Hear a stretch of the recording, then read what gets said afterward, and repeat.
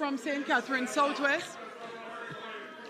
Member from St. Catherine Southwest, take your seat, please. Madam Speaker, Member from I St. will Catherine complete all Southwest. 6 in 50 minutes. That's not your option, member from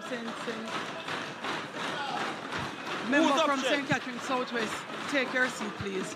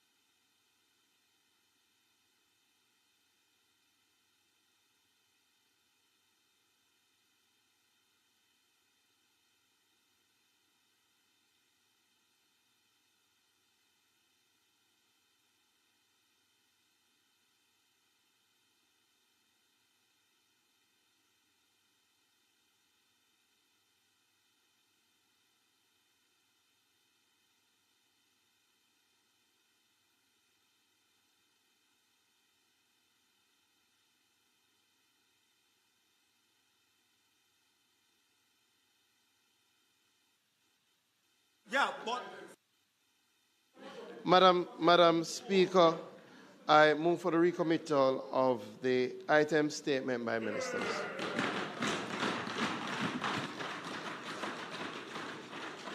Those in favor? Those against, the ayes have it. Madam Speaker, we will have 2 statements today.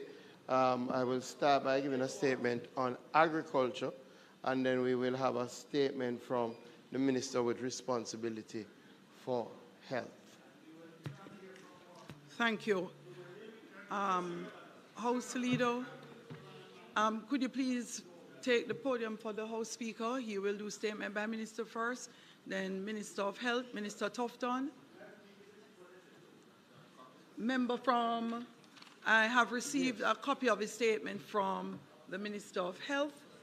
I am not sure I've received a copy or we have circulated for the Minister of Agriculture and Mining. It should have been circulated. Will the House check, please? All right. So with that said, let us start with the Minister Member, of with your Health. permission, the Minister Yes. Yes, sir. of Health will commence and we will identify the documents submitted by the Minister of Agriculture, Fisheries and Mining and have same circulated immediately. The member from St. Catherine Southwest, please.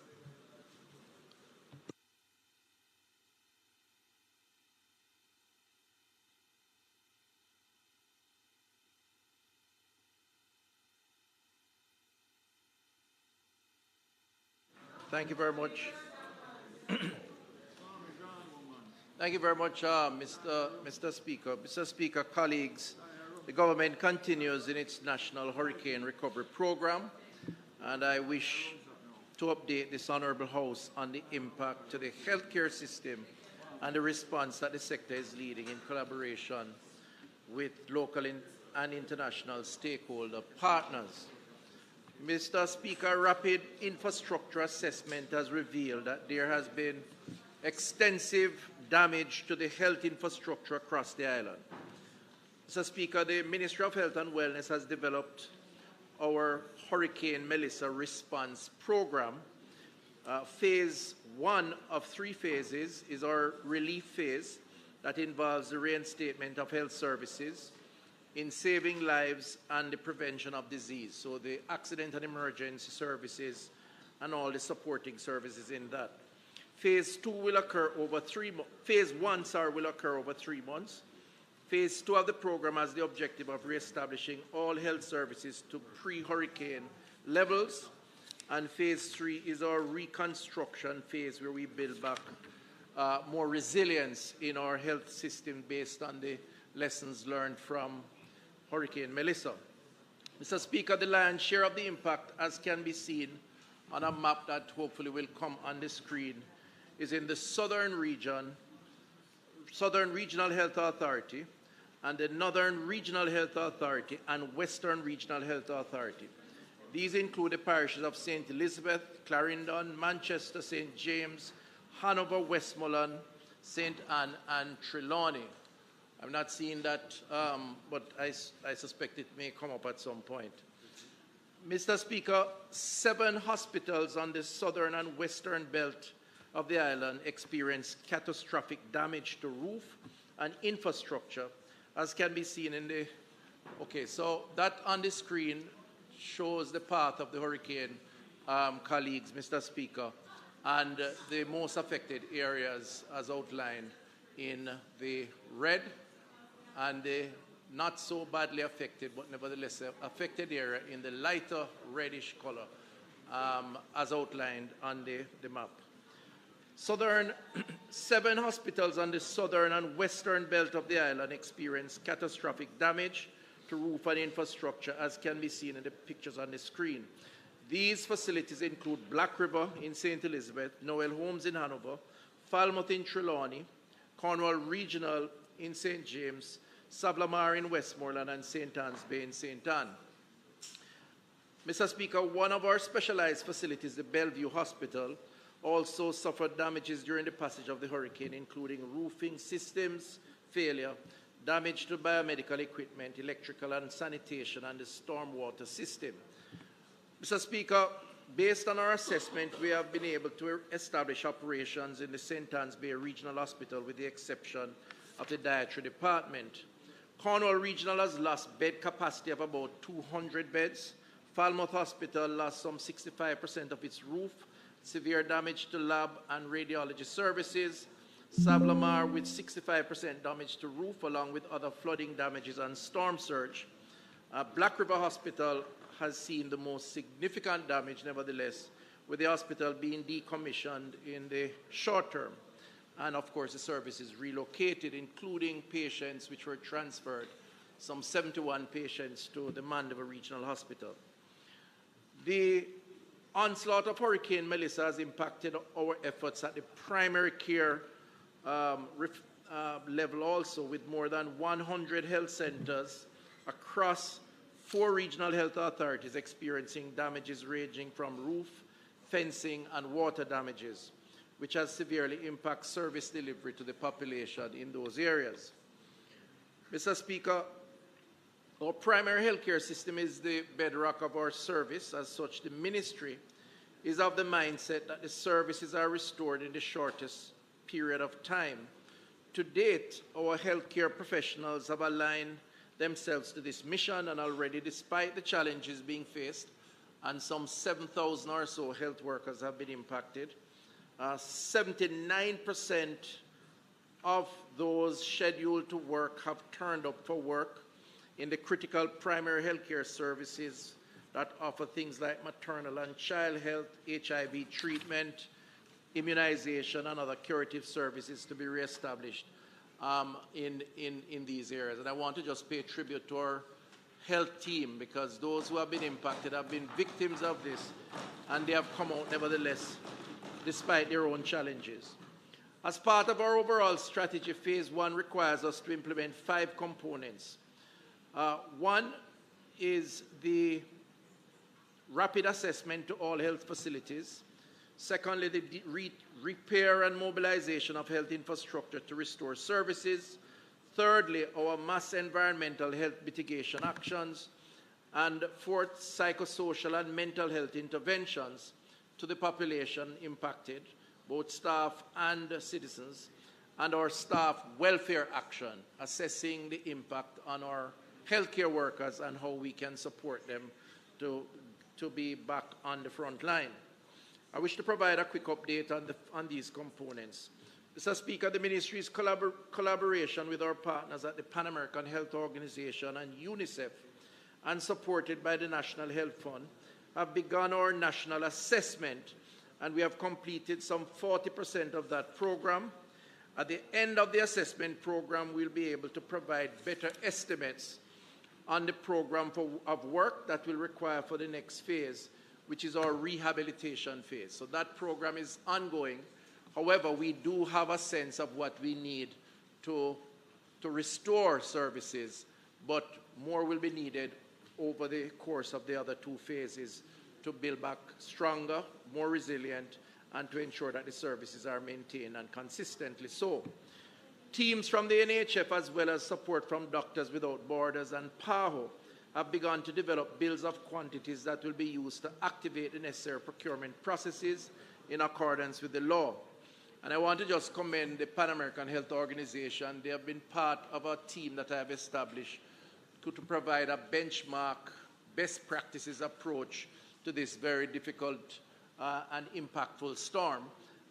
We have never experienced a Category 5 hurricane. They clearly have experience, and they have been a critical part of the advisory team, as well as a broader team that we have established to support the health build-back. The 5 hospitals in west and southern regions, of those 5, I'm pleased to announce that Cornwall Regional Hospital has been provided with JPS services. And, you know, I saw a coverage yesterday on the state of Cornwall Regional, which painted a very gloomy picture. It's not where it ought to be, but I must say that Cornwall Regional has come a long way since the hurricane. We have already started to restore roofing on the building. In at least, I think up to 50% of roof loss has been recovered with the work of contractors supported by Doctors Without Borders. We have water that is now more consistent. We have an NWC officer based at Cornwall, and even though it's challenging, and the reference to an unfortunate death and patients be treated beside that particular deceased is unfortunate, and we regret it, but it took place in the accident and emergency ward where these things occur from time to time, where patients are being treated and a deceased is there until the final rites are read and they are removed to the morgue. So while it is unfortunate and not something we want to do, it is something that happens from time to time, whether there's a hurricane or not, just for clarity. Mr. Speaker, water supply has been provided to Cornwall and Falmouth. However, there are still some challenges as outlined, and so we're working with NWC in terms of trucking and storage. We also want to thank the donor community with 3 field hospitals, Mr. Speaker, another very important response to the hurricane. You would have seen that within a week, a field hospital was established in Black River to take off the load that was created based on the decommissioning of the Black River Hospital. And that is almost record deployment, Mr. Speaker, which I want to thank Samaritan's Purse, but also the support of the government, of course, who negotiated and coordinated the quick the deployment of that facility, and also the JDF and others who have been part of this process. I went there up to Sunday evening at night, and it is functioning well with the team, both local team and the NGO's team.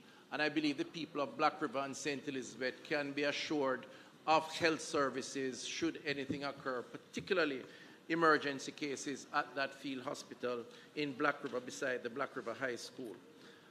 There are 2 other field hospitals that are being established, and as we speak, the field hospital at the Falmouth Hospital is now commissioned and in service.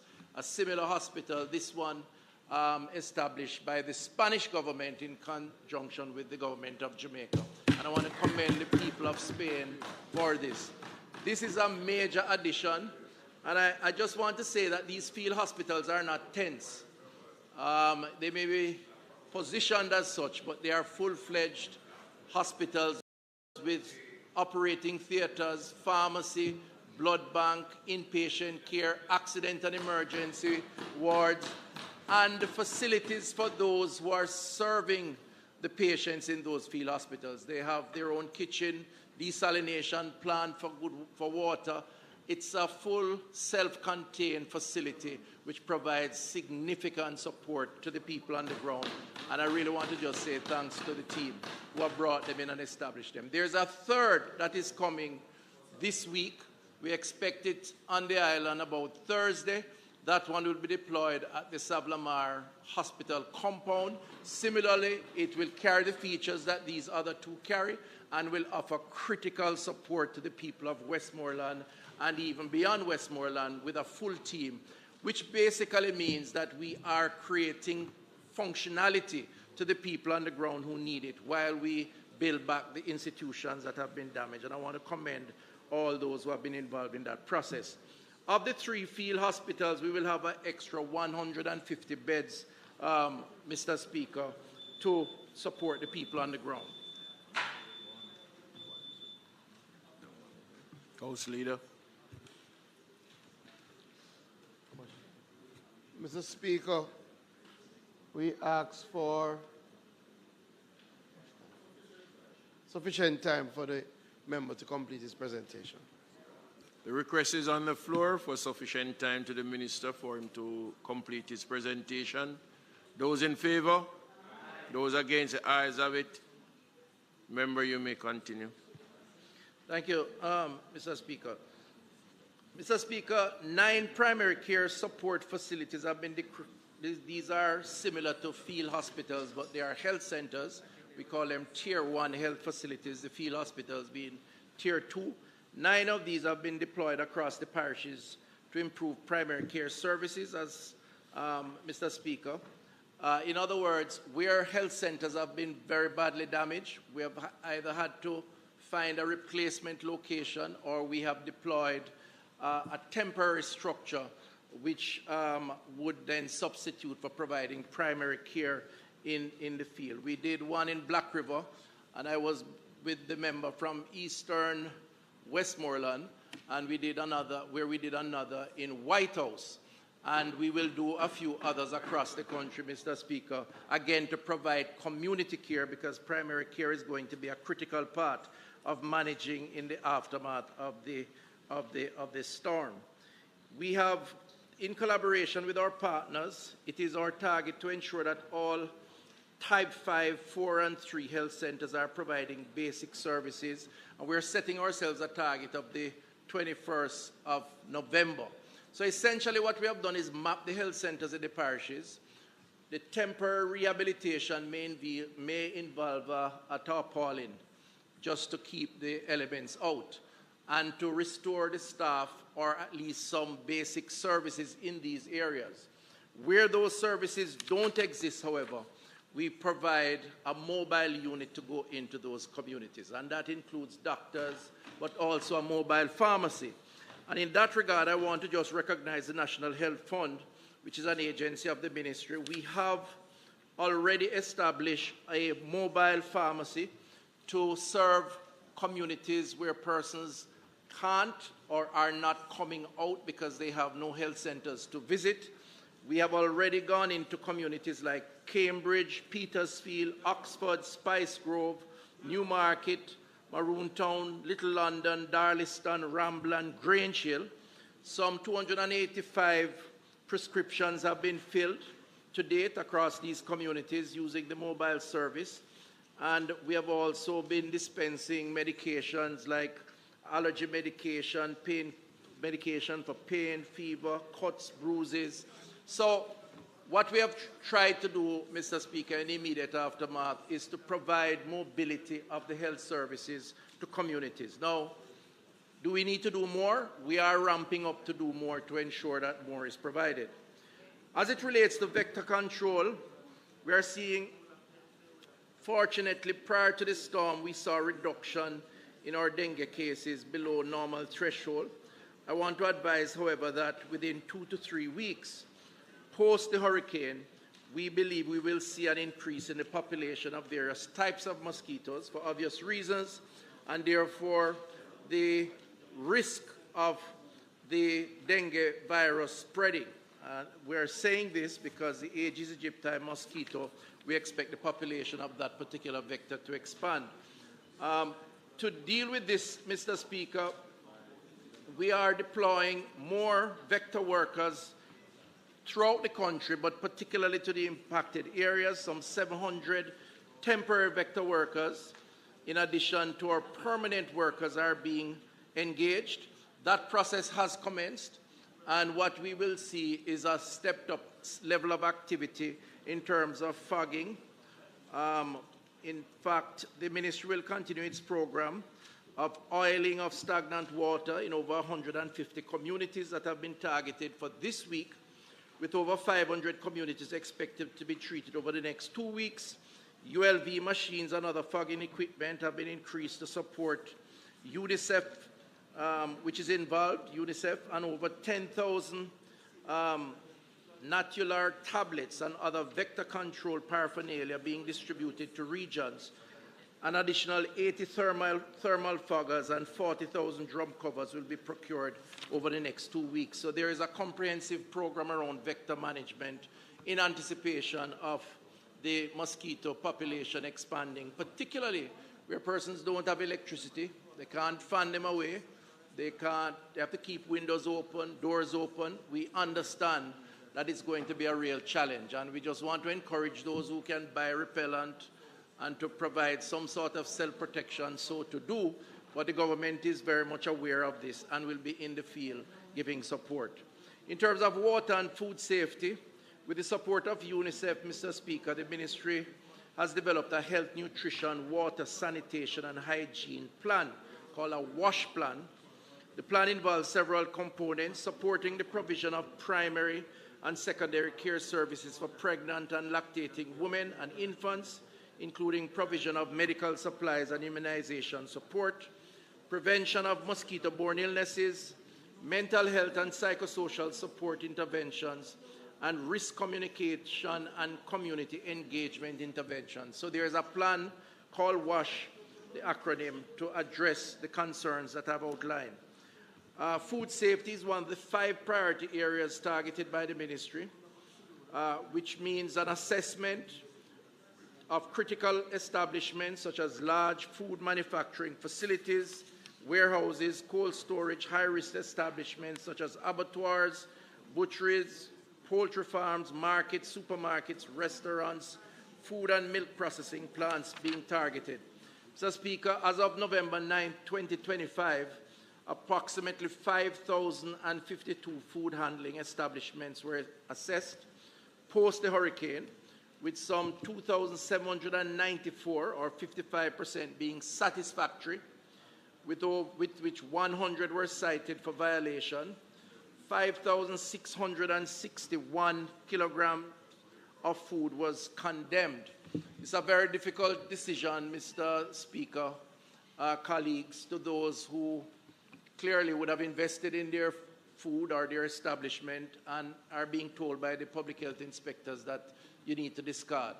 The absolute reality is that if storage is not proper, then it poses a risk to the population, and in the interest of health, we have to take action. So I crave the indulgence of those who may be impacted negatively, but it is a reality, and the risk could be far greater in terms of the negative side than to take the risk of consuming spoiled food. Additionally, large farms and food processing farms were visited, and we continue to monitor to ensure safe food to the population, because foodborne diseases can be a major factor in the immediate aftermath of this kind of storm. In terms of water safety, we are working with our local and international partners, including PAHO, UNICEF, Red Cross, and a consortium of disaster agencies have commenced a strategic water safety intervention to manage risk associated with the passage of the storm.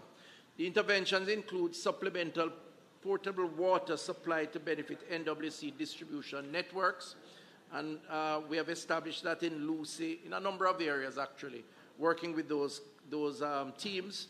Water treatment systems being placed to support impacted hospitals. And we are installing some systems to provide support for the hospitals, but we also need to do more in terms of the health centers, not just for the health centers, but in conjunction with our colleagues and other partner agencies, the communities where residents reside and have unreliable access to water. Distribution of water tablets in communities and hygiene kits provided for communities across the country. In addition, water safety assessment of primary healthcare facilities that were damaged, of which 5 healthcare facilities assessed to date using the smart healthcare facility model. We are now replacing those water facilities. What we want to do, Mr. Speaker and colleagues, in every health center, we have 325. We want to ensure that there is electricity generating capacity. Most already have a generator, so we're doing inspections, water storage, adequate water storage, and a reliable source of water, which is critical to treatment and to care. And then, of course, that the staff and the basic equipment are in place. Even if we have to put a tarpaulin over the roof for the time being, the critical thing is that the service is available. I want to turn to mental health and psychosocial support. We understand that the hurricane has induced mental health strain on our population. And I've been out there and I've spoken to persons, and, you know, it is really tragic that there are persons who are just at a loss as to what to do, having seen their homes, you know, just collapse around them and all their personal possession. It really is a sad sight. It makes you, you know, I saw the member from Eastern Westmoreland speak last week, and I must tell you, it was touching. And I know you're not a man to emotions too often. Certainly in your normal routine, right? Certainly on the political hustings, put it that way. But you were crying too? The member from Western Westmoreland, he said he was crying too. I think he wants a mobile pharmacy also. We'll give you one, don't worry. No, but seriously though, I saw the member speak last week, and you know, and I'm saying this for my own personal self too. You know, there's humanity in all of us. No matter how bold and brave we put out a strong face, there is a point as representatives where we feel the need to, it really is emotional that to see the people that you represent not having the basic or losing it, what they have. And when they work hard for it too, it's even worse. And there are just so many cases of this because of this storm. And it really is tragic. So they need support. And a big part of our outreach is going to have to be to listen, to empathize, to sympathize, to give advice, to give support. Even the basic material possession, the food that we provide in the short term, is not enough to compensate for persons' personal possession that they have lost. And I think if there is ever a time that this Parliament needs to unite, come together, and show common understanding and outreach, it is around giving support to those Jamaicans who have suffered in this time of significant grief. And I see the trips going into the affected areas. I just want to say, as Minister of Health, while you carry the food packages, maybe we just need to sit down and talk to people a little bit, spend a little time with them and encourage them and give them hope, because that's all we can give at this point while we work to make things better. And it will get better. So the mental health and psychosocial support rapid needs assessment have been completed in the 4 regional health authorities. Psychosocial support to healthcare workers who have been affected.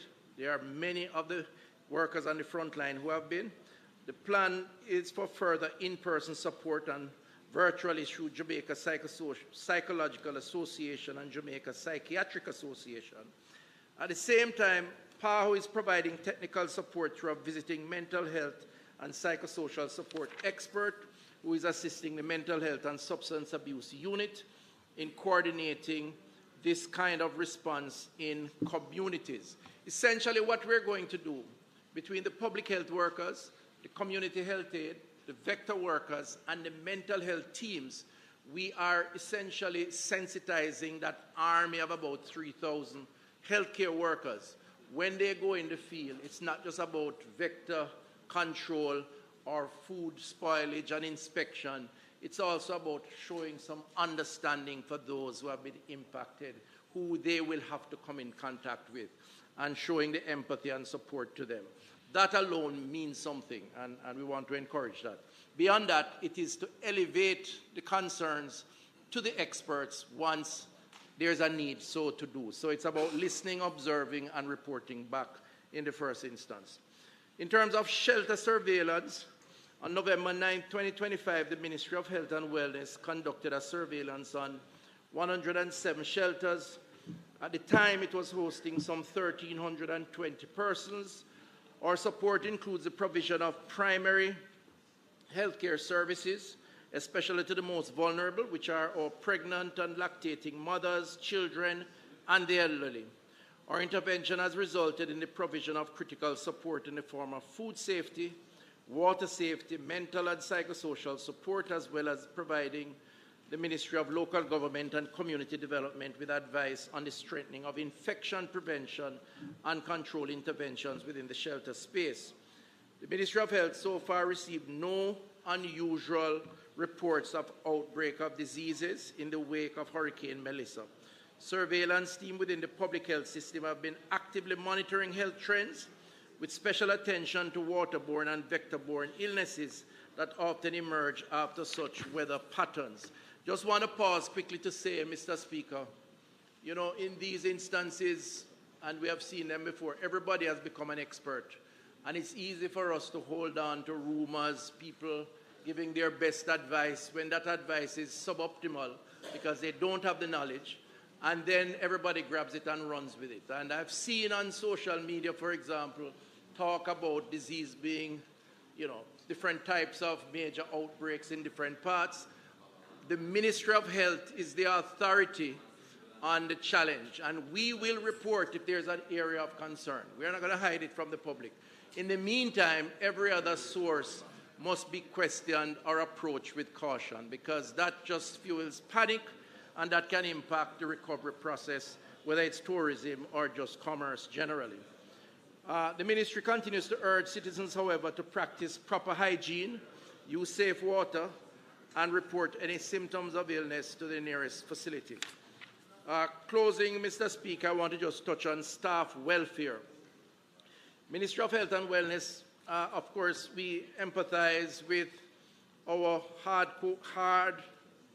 frontline workers and support staff, 7,000 numbering approximately in the areas that have been impacted. And we are now developing an approach to giving them support. Now, I've spoken today, this week I spoke to the Jamaica Medical Doctors Association, who rightfully so expressed concern, and they also put out a release in the public space about their doctors, their members. And, you know, I have no issues with that because I think that's their job to represent the best interests of their members. But there are so many others who are not doctors but critical to the health system. And indeed, outside of the health system, civil servants, policemen, teachers, all of whom are victims once they were in that corridor. And we have to recognize this. Now, that's why the government, through the Most Honorable Prime Minister, announced a number of measures to give support, and I'm sure he will and others will say more on the specifics of that support. What we are doing in health, we are providing on-site access to necessities like food, bottled water, hygiene kits, and bedding for staff who may be stranded or unable to go home. And that process is in train. We are arranging transportation for staff to get to and from the hospital, especially if personal vehicles are damaged or gas stations are closed. We're offering flexibility with work schedules so employees have time to deal with personal loss, repair homes, or take mental health breaks. And this is important. A lot of the missions that come are deployed in a manner to give staff a break so that they can tend to the personal challenges that they have. And that's very important. And we are enforcing sufficient rest periods and providing dedicated break areas for staff to recover from the demanding physical and emotional toll, as well as providing that level of psychosocial support where needed. It's not a perfect response, and it is emerging and evolving to get to an optimal level. but that's the plan as of now. In addition to that, we're assessing the extent of the damage by staff members, categorizing the damages, and we will make an attempt to support how they receive benefits under the wider government program that has been announced. So the NHD housing program that the Prime Minister announced of 3.5 million. We want to know how many of our members lost their roofs and what we could do to make some representation for them to benefit on the programs of that kind. And there are other programs. So we do have a plan for our staff as we thank them for their work. Mr. Speaker, in times of adversity, the healthcare team has always shown resilience, and this opportunity has been no different. Many have really lost everything, really, and risen to the occasion nevertheless. And I want to say a big thank you to them on behalf of the Jamaican people and those persons that they are serving. We are strong believers in partnership as I close, and I want to use the opportunity to thank the many collaborators, almost every single Jamaican, firstly, who have expressed support for those impacted in the particular areas, who have given support in one way, shape, or form, and to our overseas collaborators. PAHO, which has helped us to frame the emergency response, UNICEF, the other UN bodies, but bilateral partners, Spain, the US, China, so many others, and the NGO community who have really brought in professionals who we have vetted and created a forum for them to be guided under one umbrella of coordination and who have been doing a good job so far. We do expect that ultimately we have to stand on our own, and the cycle of this type of support is not permanent, and so the intention is to move quickly with the assessment and the build back so that Jamaica can have a better and more resilient health system, and Jamaicans will benefit from this. We will keep you informed, colleagues and those in the country, Mr. Speaker, as we seek to build on what we have started. Thank you very much.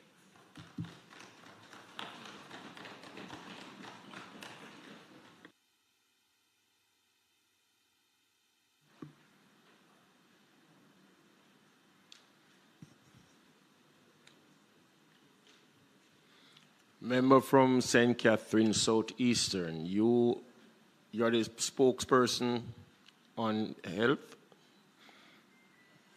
You have the floor.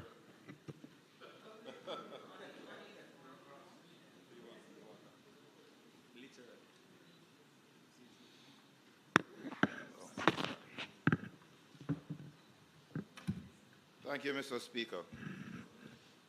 I address this noble House today in response to the Honourable Minister's statement, not to critique or engage in rebuttal, but to recognize, first of all, the hard work of the team at the Ministry of Health and the regional health authorities during this once-in-700-year event, and to augment the call for unity, empathy, and commitment to the amelioration of the conditions of our brothers and sisters most impacted by Hurricane Melissa.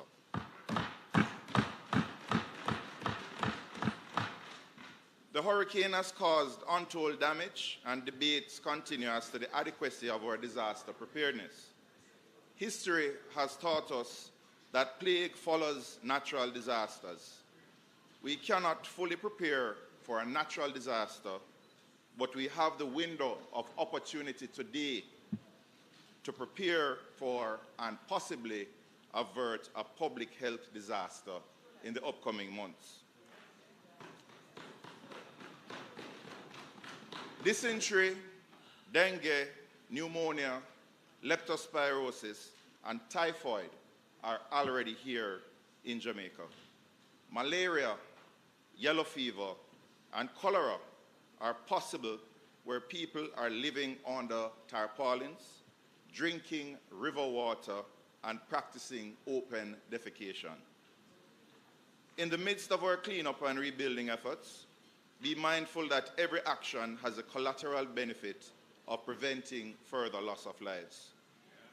We have a once-in-a-lifetime opportunity to fix not just health care, but the social determinants of health. But to do so, we must do it as one people, together. Everyone must help.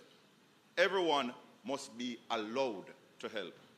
And hegemony over decisions, donations, and deeds has no place in Jamaica today. Mr. Speaker, let us not be fooled by well wishes and token support. We must fix ourselves.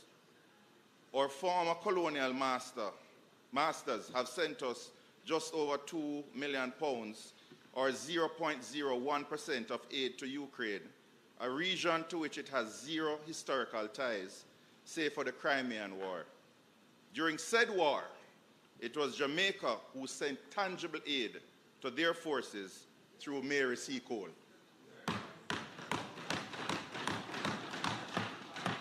Whereas we appreciate every ounce of aid, especially from the thousands sending their widow's mite, but the aid from those who can afford to solve our problems is simply not enough to ward off an impending disaster. Again, we must fix ourselves together. We will be required to go above and beyond the call of duty to build back better than before, to build back stronger.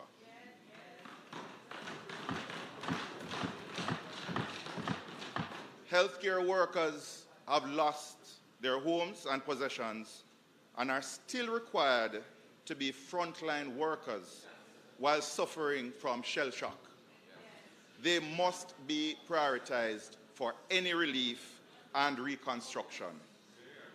I recognize the minister's approach for that, and I am fully behind that suggestion. I will go further, though, by saying that homeless healthcare workers must be housed as soon as possible, so they do not have to worry about where they will shower and sleep while providing empathetic care. Public health must be a priority in order to stave off potential outbreaks. Potable water and proper sanitation cannot continue to be luxuries in disaster-hit areas. If what obtains cannot be addressed post-haste, then we must evacuate the affected from the petri dishes they once called homes. Healthcare workers alone cannot shoulder the burden of distributing crucial public education, hygienic kits, and water treatment tablets. We must engage the church, we must engage the justices of the peace, and community-based organizations, and we must engage the constituencies' machineries. House Leader. The member time for speaking has expired in how much? 10? 5? 5? He has asked for, we asked that it be extended for 5 minutes to allow it to complete. The request is on the floor. Those in favor? Aye. Those against, the ayes have it. Thank you, Mr. Speaker. So we must engage the constituencies' machineries that are just trickling down from a competitive general election. Cumulatively, these institutions can identify and reach those who cannot access health care or the necessary information and resources to prevent diseases. Public education on water treatment, proper hygiene, vector control, and the recognition of the signs and symptoms of the expected diseases must permeate every medium, with every volunteer carrying the message, not just burnt-out healthcare workers. It is the duty of every Jamaican to spread the words necessary to avoid a public health catastrophe. It is the duty of each one to reach one with material and emotional support. We are all traumatized from the hurricane, and post-traumatic stress will unmask or exacerbate anxiety, depression, even outside of the hardest hit areas. Mental health reform across the land must be undertaken immediately, and public education coupled with access to counseling services, only recently highlighted by the recent spike in suicides, should be island-wide. Melissa has shown our healthcare sector to be fragile. In rebuilding the health facilities damaged, the goal is to build a resilient healthcare system. But I challenge you, Honorable Minister, to build a healthcare system that is anti-fragile, one that is not just resilient to stressors and disasters, but in the true sense of the term anti-fragility, overcomes and becomes stronger through built-in mechanisms that recognize deficits and appropriately address them. I challenge the executive to not do this alone. Embrace the overtures for help from all segments of society in getting boots on the ground. The spirit of voluntarism is high in Jamaica. Harness the power of our own local good Samaritans to reach those who you do not have the capacity to reach. The danger of not having all hands on deck is that those whose status cannot afford them a life raft will be the first to perish if the ship should sink. Thank you, Mr. Speaker.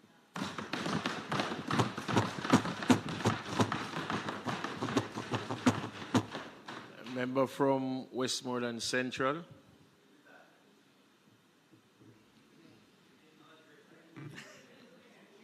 Be reminded, you are to ask a question. That's a three-part question. Thank you, Mr. Speaker.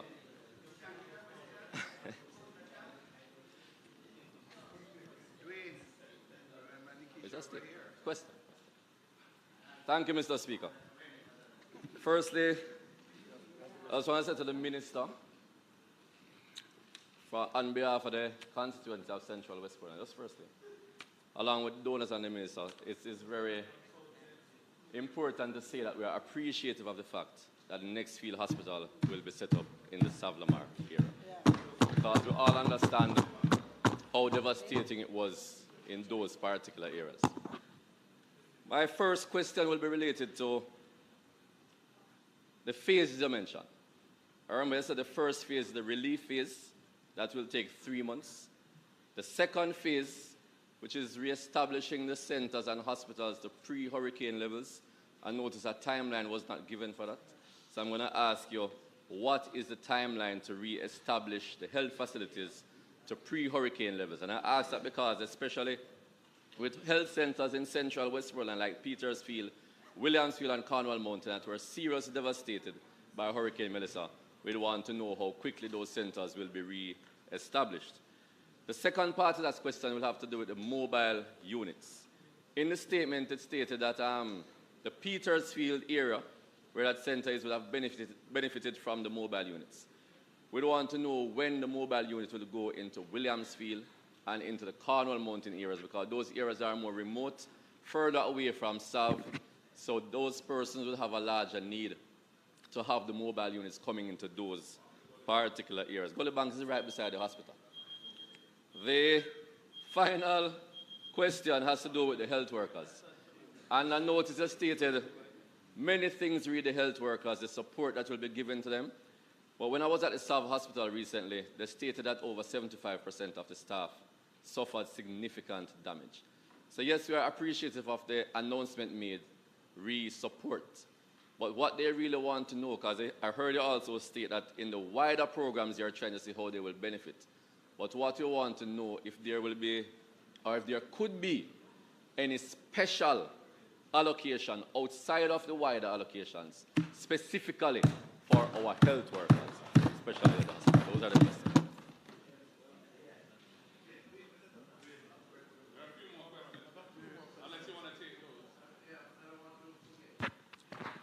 Minister, are you going to take them one by one or 2 by 2? All right, so you're going to take the member from questions from Central Westmoreland first?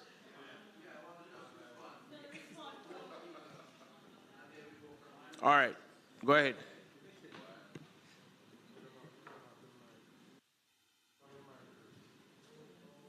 Okay, so first thing, Mr. Speaker, I want to thank the member who spoke first. Thank him for his measured response, which I thought was sober and is in keeping with the theme. No, it's a compliment in the theme of the need for unity and the response to this, where many people have been damaged. So I do accept his areas of emphasis as a constructive criticism or constructive observation, because he's correct that the issues of building back stronger, of assisting the healthcare workers, of engaging as many persons as possible, these are all very valid points, and we have attempted so to do. In fact, we hosted a forum at one of the hotels in Kingston, which was made public, of all the groups that were interested to collaborate. We had over 30 NGOs, bilateral, multilateral partners, and some local interest, business community. And through that collaboration, we have established a window where persons who are interested to participate can engage and be a part of that process. So we will continue so to do until we overcome this particular issue. The issue of building back stronger with more resilience is a critical part of that process. And I want to dovetail that with a question about the second phase and timing from the member from Central Westmoreland. Part of the reason why you can't really give a definitive time for the phase 2, because phase 2 will be determined to some extent by what happens in phase 1. So the detailed assessment of the impact of the storm on the infrastructure will determine how long it will take for you to build out that infrastructure. And what we are hoping to do at the end of phase 1 is to have a more comprehensive assessment of cost, length of time. Remember, we have a procurement process, so it could last less than a year, it could last a year. And in particular, if you're going to deviate towards the more resilient infrastructure that the member who spoke first spoke about. So it's a function of the timing. As it relates to the healthcare workers, we are doing what we can do at this point to provide critical support. It may not be enough or what is desired in an absolute way, but it is what can be done now while we try to assess what the damage is. The specific request for something special for healthcare workers is a request I'm sure you'll get by the police officers, the teachers, and all others who have been impacted. And this is not to devalue the impact of healthcare workers. It's just to say that until we have a better assessment as to what that damage is, we will have we will have to remain in keeping with a short-term response until we can give a longer-term response. And in terms of the mobile clinic member, I would recommend, and I'll put you in touch with the parish health officer, because the response on the ground is a function of the parish health officer. In fact, when I met with the member from Eastern Westmoreland, I introduced him to the administrator for the parish, and I indicated that they need to work together so that you can help to direct that traffic. And that's one way that the MPs will be involved. Thank you, Mr. Speaker. Members, Section 32 of the Standing Order speaks to a member who wishes to speak or to raise a question should rise. And so we will be guided by the Standing Order as the situation is. Member from Central Westmoreland. No, just one at a time. We don't need everybody. Eastern Westmoreland. Everybody don't have to stand at the same time. One.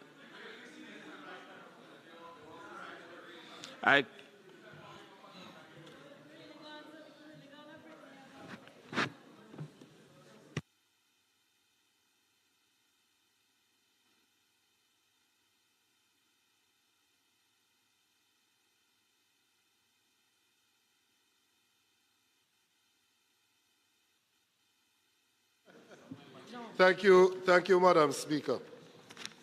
Minister, I want to thank you for your visit to Eastern Westmoreland. And I hope that doesn't offend the House.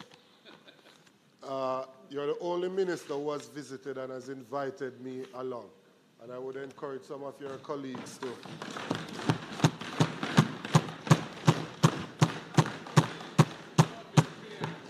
I would encourage some of your colleagues to adopt a similar disposition. Since I was not in the House, Yes, we're back to when normal. you It's are a you question. are you at question time, ma'am? Yes, yes. Okay. So I think you know the rules of this House. I do, Madam Speaker. I do. But So please abide by the rules. I will, Madam Speaker, I will. But I still thank the Minister nonetheless. Minister, what is the mechanism that is in place for all the groups that are volunteering, and some of them may even be prescribing their own medication? What is the mechanism that is in place to dovetail that so that there is adequate follow-up of those persons? So a volunteer group of doctors come in and they see a person, and the person has a chronic illness that will require follow-up treatment. They see them. We need to work out that mechanism to ensure that they can be referred into the system formally so that further care can be given to that individual. So that's the first question. The second one is around communicable versus non-communicable diseases. In terms of the non-communicable diseases, I have a concern that this is a high-stress environment that these persons have been placed in, and quite a bit of them are not able to get the care. The mobile unit is a very good attempt to get to some of these individuals. But I wanted to ask whether or not the regular medications that they use, if they would be able to gain access to those free of charge, of course, because some of them would not be in a position at this time to pay for anything at all. And in relation to the communicable diseases, the need to clear up the environment is one that needs to be prioritized. I am very concerned about how persons are disposing of human waste currently. Very concerned. And I'm wondering if it is not possible for us to look at putting some portable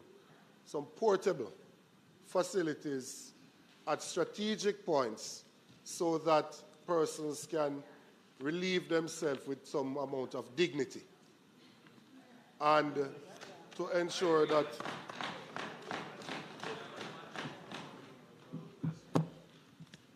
in terms of the next question, could there be a discussion with the tertiary institutions who train counselors and psychologists?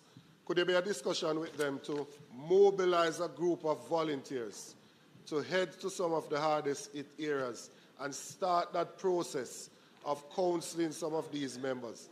Because as a representative from one of the areas that was devastated, I can tell you that it is playing with even my mind, and I consider myself a very strong individual.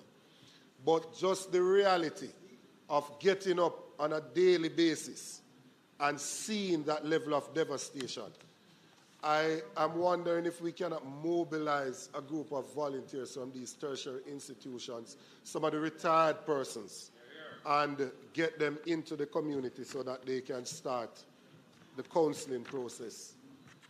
And the final question is in relation to deaths. I didn't hear any mention of deaths in the statement. Deaths both of humans and animals. If we are not able to remove the carcasses of some of these animals, that is in and of itself going to lead to another disaster. And so I think in as short a time as possible, we need to be able to come up with a plan as to how we are going to get rid of those. There are sections of Westmoreland and elsewhere that you have several cows, goats, and those things that have died, dogs, and they're just lying in the community, swollen, flies gathering around them. If we don't treat with that situation urgently, it is going to lead to some problems. I wanted your attention to that. Thank you. Minister, would you be so kind as to take all the notations down and respond once? The next member from St. James South.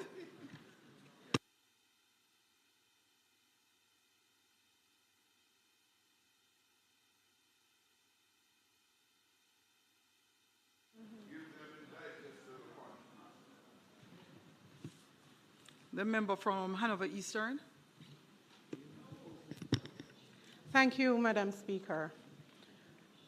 Mr. Minister, what are the plans you have for vector control for Forest and Chigwell? Those are two communities that have been marooned by water since the hurricane. There is a stench now in the community. We don't know if it's dead bodies or dead animals. So I'm asking for your urgent attention. I mentioned them last week in Parliament, Chigwell and Forest. Chigwell and Forest. Thank you.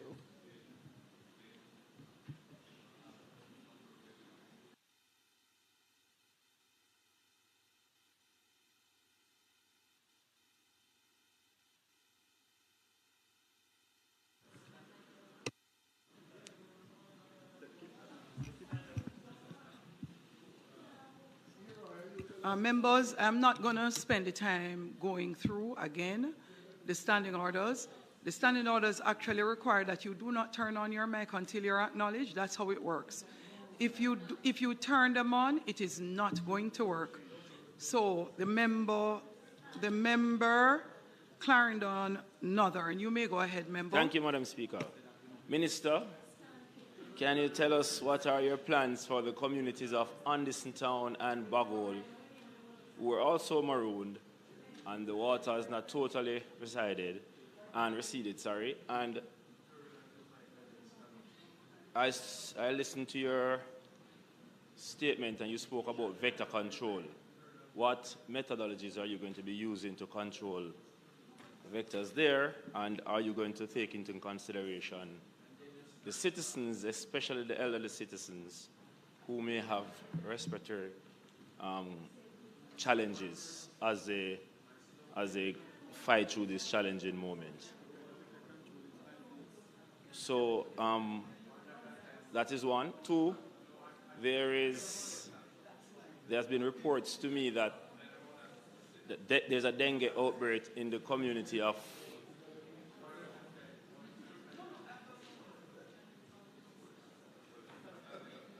Yes, there are reports to me that there's a dengue outbreak in the community of Morgan's Forest. So we need to have urgent attention to those areas, please. Thank you, Madam Speaker. I'm enjoying myself too, Member Brown-Burke. Enjoying myself too. So members, you're required to keep your seat. When you stand, the first person to catch the speaker's eye is the person who would be acknowledged. And then you turn on your mic. Once you do that, you will actually have no challenges. For those who are watching us in television land, our parliament seems very disruptive and disorderly because they do not appreciate what is happening with you over there in respect of how you handle the mic. And so members, if you follow the rules of the parliament, you have no challenges at all. Respectfully, if you follow the rules. And so members who complain that they don't want to be having to raise their hands, it is the reason why we reverted to the exact wording of the standing order, which is that you stand. And so myself And Deputy Speaker will actually be abiding by exactly that. Yes, so I'm having fun with the member who is waving.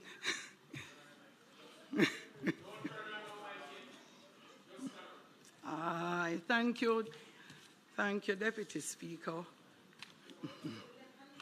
So the member from St. James South, you're acknowledged. Please turn your mic on. Thank you very much, member. But his mic is on.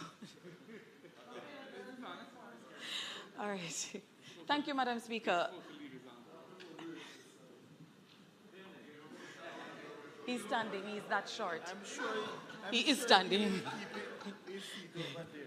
Minister.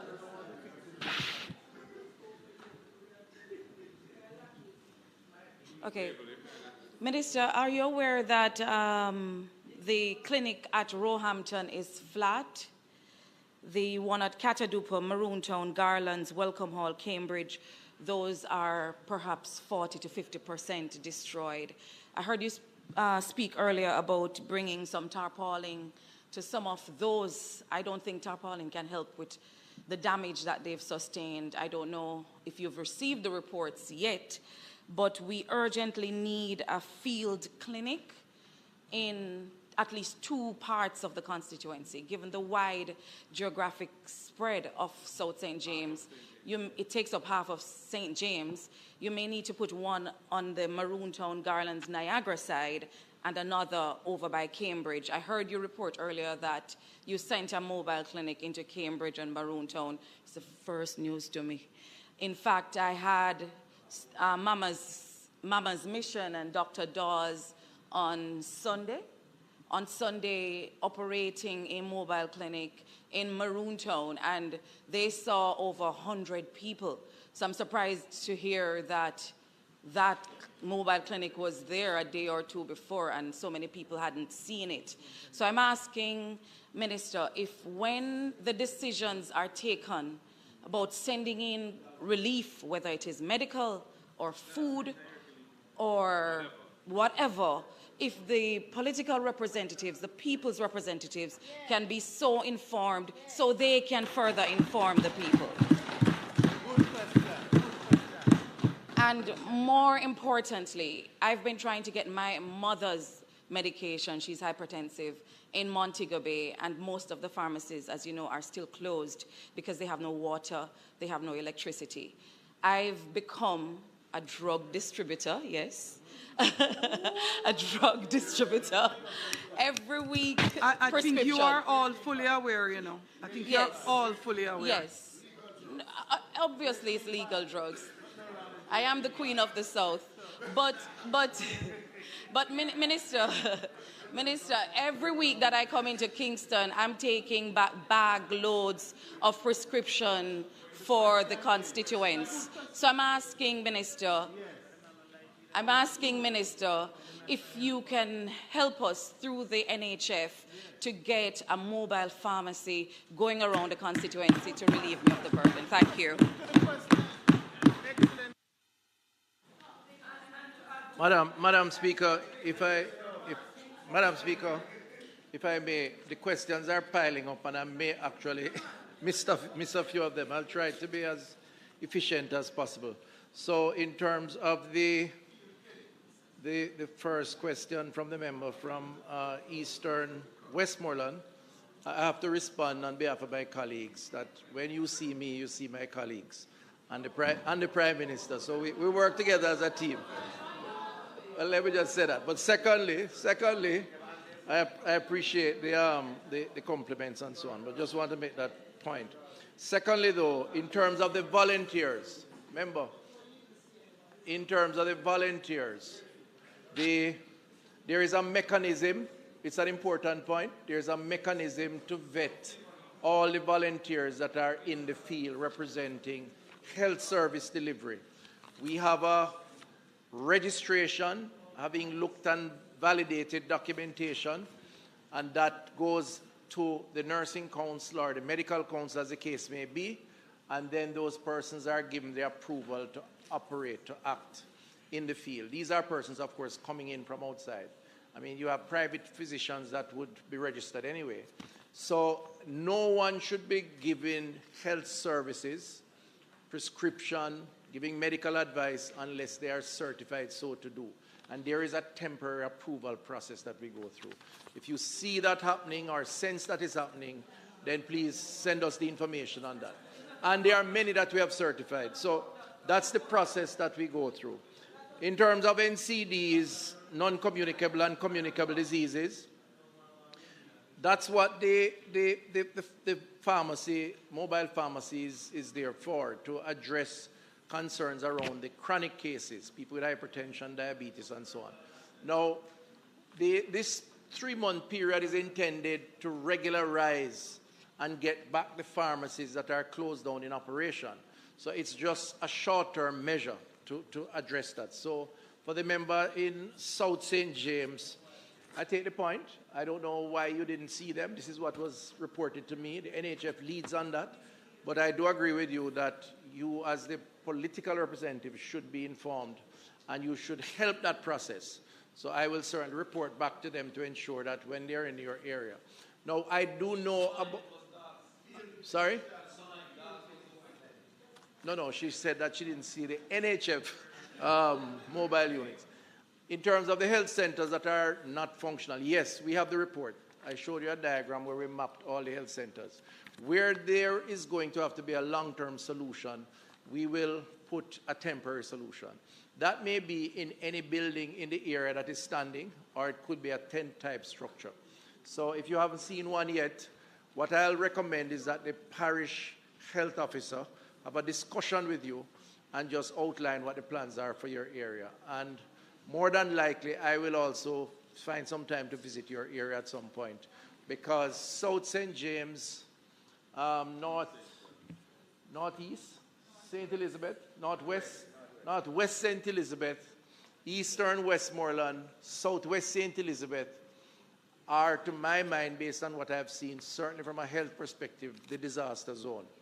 Those are the areas where the storm had the greatest impact. So I think it's important that we ensure that the citizens are served in that area. In terms of the communicable diseases, which includes the dead carcasses and so on, member from eastern Westmoreland. Remember, we work with a team, so we have the public health officers who do the visitation, and they are instructed not just to look at food, but to look at dead animals and whatever else that may, solid waste, anything that would be a health concern. We work with the National Solid Waste Agency, NSWMA. We work with the local government ministry. We work with the other agencies of the state. So where we do our jobs and we observe, we pass on that information. And there is a protocol around how to treat with dead carcasses. In terms of university mobilization and other volunteers, there is a website, Minister Grange, remind me of the name of the website. supportjamaica.gov.jm, and you can volunteer on that site. Once you register, we assess and we distribute the names based on where people and how people want to volunteer. And then we in health also have a site. So we welcome anybody. What is important is that we streamline and coordinate, because we run the risk of creating chaos by just allowing a free-for-all and all who may should come. And it doesn't work. So there has to be a central hub, which is what we do.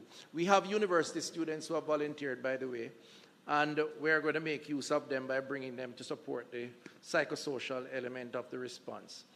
I think the issue of the communities with the vector, there's an assessment at the level of the parish where we determine the maroon communities and how we access those.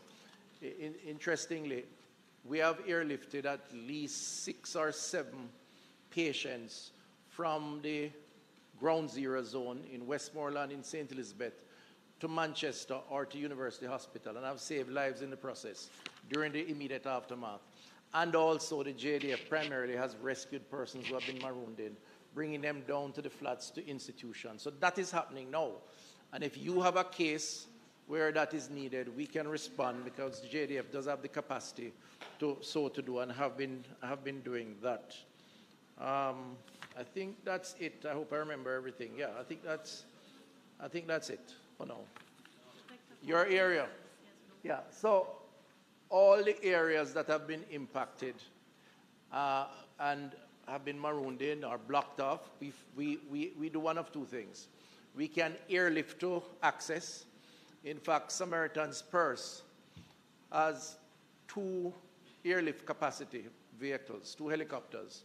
One, a smaller one that is used to go into the areas because the Tier 1 health centers are 2 types. There is a fixed and there is a mobile. Part of the mobility is to go into communities and even in areas where you can't reach by road. So if you have a community as a representative that has that problem and the team have not yet identified with the problem, you can just reach out and we will find a way to get there. The same approach in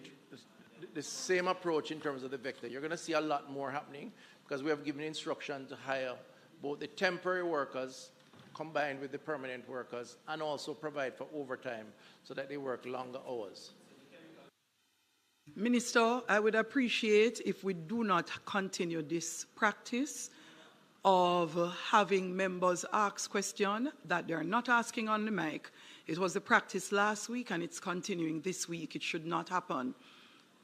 It should not happen. It should not happen. And the reason is very often the person who you break each time, when they're answering the question, the rest of us have no idea what it is that they're speaking to. You don't need to stand. The Prime Minister did so last week, and it is continuing this week. It's a bad practice for the ministers to be responding to questions from the floor when the rest of us have no idea sometimes what that is about. And for the persons, when the speaker is communicating, one would expect respectfully that you would listen. It would actually help in how you function afterwards. I hope you don't want me to sanction you.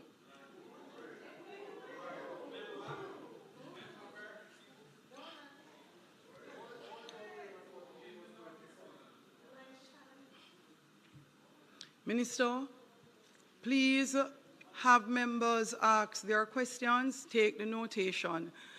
And there are times when the opposition leader would ask a question and the leeway is granted. But what is happening is every member has started to just ask whatever they feel like from the floor. It cannot work.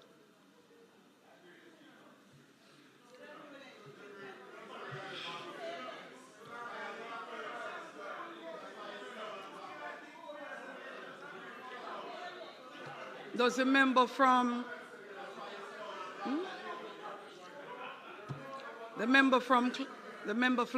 Clarendon?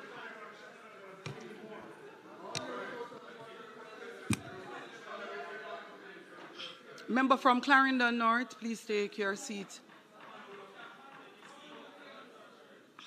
So the member who was asking a while ago is the member who stood from Clarendon North. What you could do is take a look at the standing orders. There is a process for follow-up questions in respect of the questions you asked before, and there's also a process for clarification. So when you're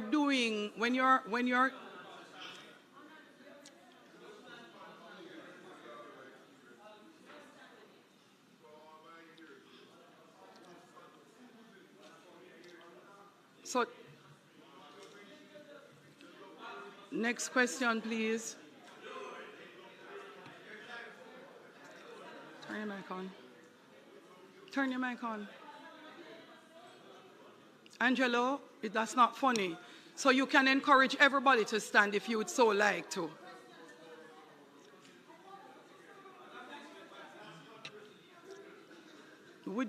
Are you asking a question or are you instructing the other member to stand? Okay. So the standing orders, member Brownberg says that the first person to catch the speaker's eye who stands. That's what the standing order says. So since you are the only person standing, I suspect, since you were the only person standing, I would hope that knowing you have caught the speaker's eye and encouraging other members to stand as well,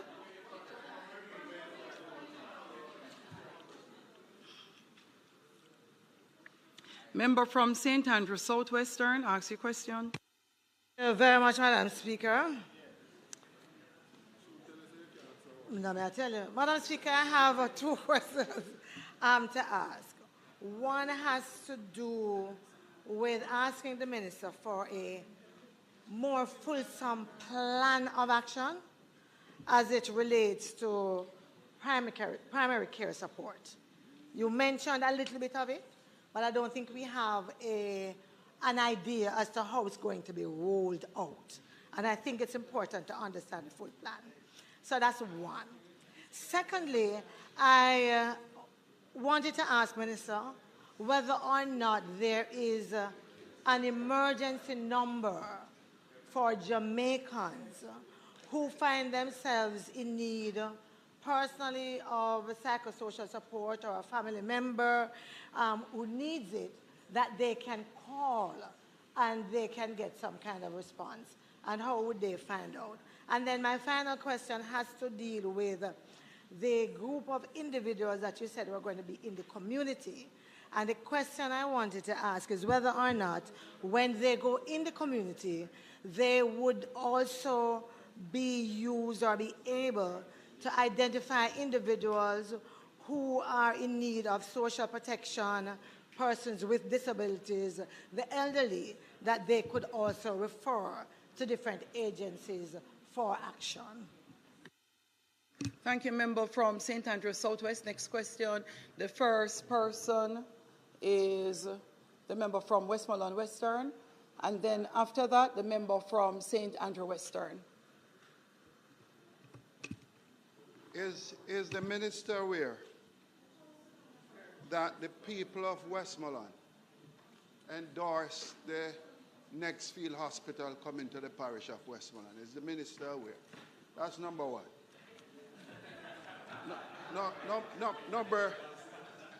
Number two, is the minister aware that the road to the Grange Hill Health Center is blocked as we speak?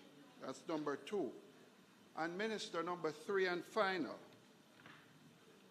no, I don't want to say that.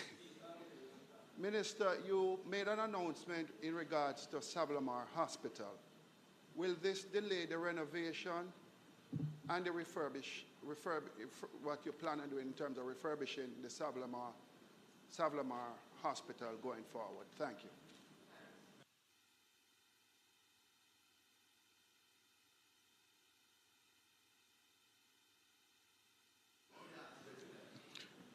Thank you, Madam Speaker. Minister, St. Andrew West is as far from the Western Westmoreland, but it is a known, the areas of New Haven and the Riverton Seaview area are known vector-prone areas, problem for vectors. Will this be a focal point in this mosquito control period? It is the waterborne vectors are present. That's a lot of rainfall, a lot of water, and the vectors, the mosquitoes are really propagating. Hanover Western. Thank you, Madam Speaker. Minister, I hear mention of field hospitals in Black River, Falmouth, and Savlamar, but none in Hanover. What are the plans, if any, for a field hospital or renovation of the Noel Holmes Hospital? That's one. You mentioned about mobile clinics. Many of our health centers are damaged. Grange, Lucy, Dias. However, we have not seen or heard anything about mobile clinics coming in any of these communities. That those communities serve a population of vulnerable persons. What are the plans to put mobile clinics, and how will these communities know about mobile clinics coming in?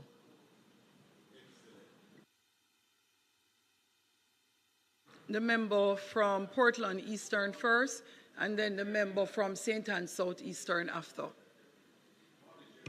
You have to turn your mic on once you're acknowledged, member. Thank you, Madam Speaker. Minister, this is a question that I'm hoping you will be able to assist in relation to communicable disease and certainly cold storage. So there was a hope that light would have been restored in many places, but that hasn't happened. So there's an inquiry or a flooding of queries as to how persons who have medication that should be stored on refrigerator or cold storage, how will they get assistance in being facilitated?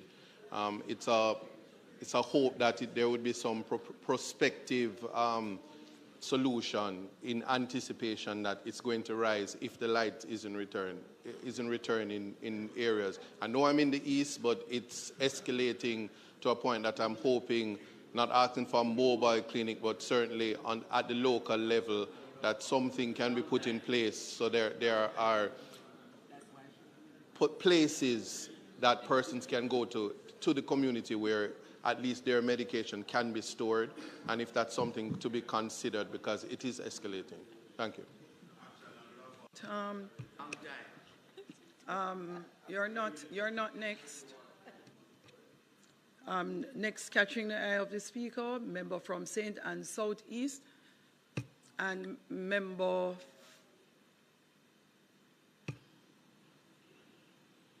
then the member from St. James, I think. Thank you, Madam Speaker. Minister, two questions. The first has to do with the opportunity which this hurricane presents. So you should be aware of the situation at the St. Anne's Bay Regional Hospital, which even in good times is not a good place to go. And so the pressure that's on the institution now could be relieved, Minister.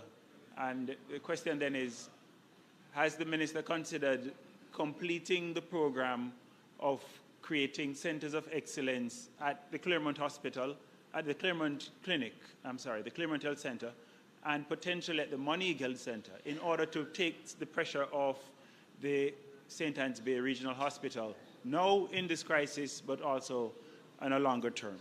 The second one, the flooding in areas, Monique, Pedro River, huge bodies of water that still stand, and the mosquito nuisance, the stench and so on emanating, especially in the Pedro River community. We note the Minister's point regarding the oil, the treatment of the waters. Is this happening in communities outside of the West? Because we're not seeing that as much in these communities. And so, Minister, what's the time frame for ensuring all of these water bodies are treated to deal with the risk from the standing waters? The member from St. James West Central. Thank you, Madam Speaker. Minister, acknowledging the progress that is on the ground around Cornwall Regional Hospital, my constituents want to know whether the ministry has considered the public health implications of the large volume of uncollected refuse on the ground in communities like West Green and Catherine Hall. If yes, what approach is being taken, and if no, why not and when? Second question is for a list of the certified medical missions on the ground in St. James and perhaps in the other parishes. You may go ahead, Minister Tufton. Thank you, Madam Speaker. So let me try to run through these. The member from Eastern Westmoreland had asked about mobile bathroom facilities. Where the shelters are located, those facilities exist. In the communities, clearly persons have to depend on what they have, and to the extent that they function, then they use them. The public health inspectors are on the ground, and part of their observation is to determine, where, they think there's a health risk, and they will make recommendations. But I can't tell you that we have portable bathrooms to dispose of in all the communities that have been impacted.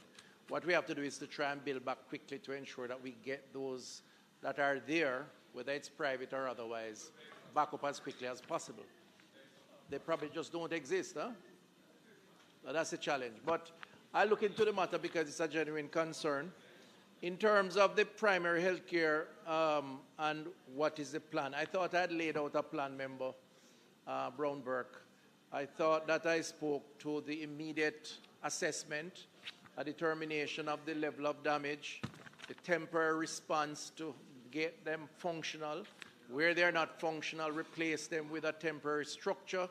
And where we have to, we send in a particular mobile unit, either local or otherwise, to deal with some of the issues. So that's the plan. And while we're doing that, we try to build back the ones that are badly damaged with a more resilient approach. We have a concept called the smart facility, which we have been implementing. We have about 8 or 9 health centers. Essentially, it's based on a project that we did with the UK government. So essentially, we ensure that the health centers have hurricane straps, they have solar, they have storage for water, generating capacity, a number of things that, disabled access, and so on. And that model we will seek to expand as we build back to try and get a better and more resilient primary health care system. And yes, we do think about the elderly and those that are disabled. In fact, our community health aides actually visit the elderly in their homes, and that's not an unusual practice. Right now, it's more needed than ever. In terms of the field hospital for Hanover, the plan right now is not to have a field hospital in Hanover, but to have a Tier 1 facility on the compound of the Noel Holmes Hospital. And in fact, as I look at the notes here, I see where Project Hope will be establishing that Tier 1 facility, and that will come equipped with personnel to provide support for the staff on the ground. And we'll also establish another one in Chester Castle, that is a mobile facility that will service areas like Ramble and those communities. So we do have a plan for Hanover, and that is being built out.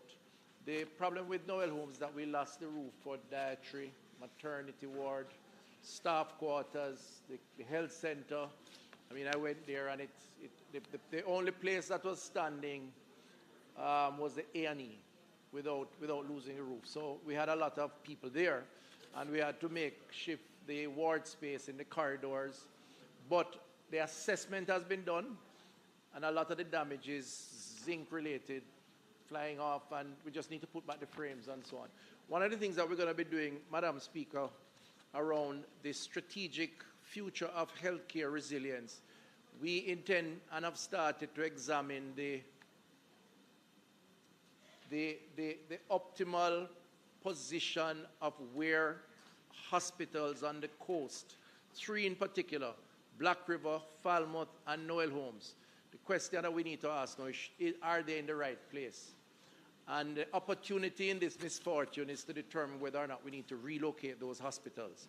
And there is some attempt being done to do that, and we'll tell the House more about that later on. In terms of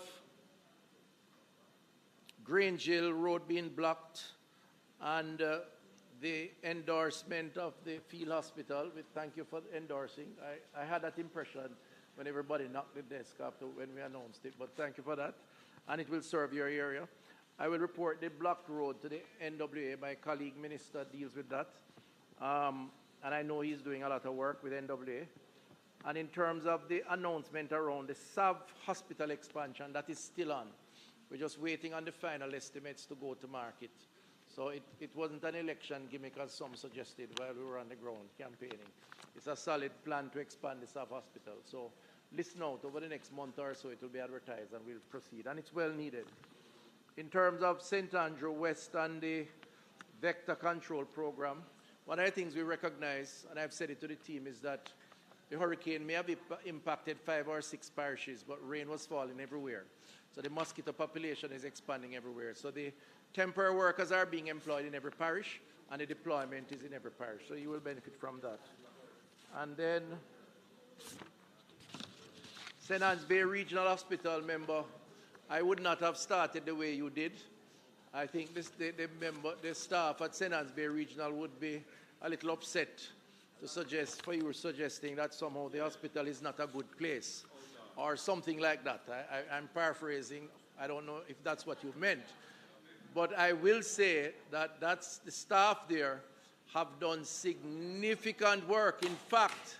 In fact, after the Falmouth Hospital had the damages from the hurricane, the numbers at St. Anne's Bay went up by over 50% because they had to now service citizens of Trelawney. No, it's fine. I mean, I know you want to clarify. No, he would I think it's deserving for the healthcare standing workers. on a point of order.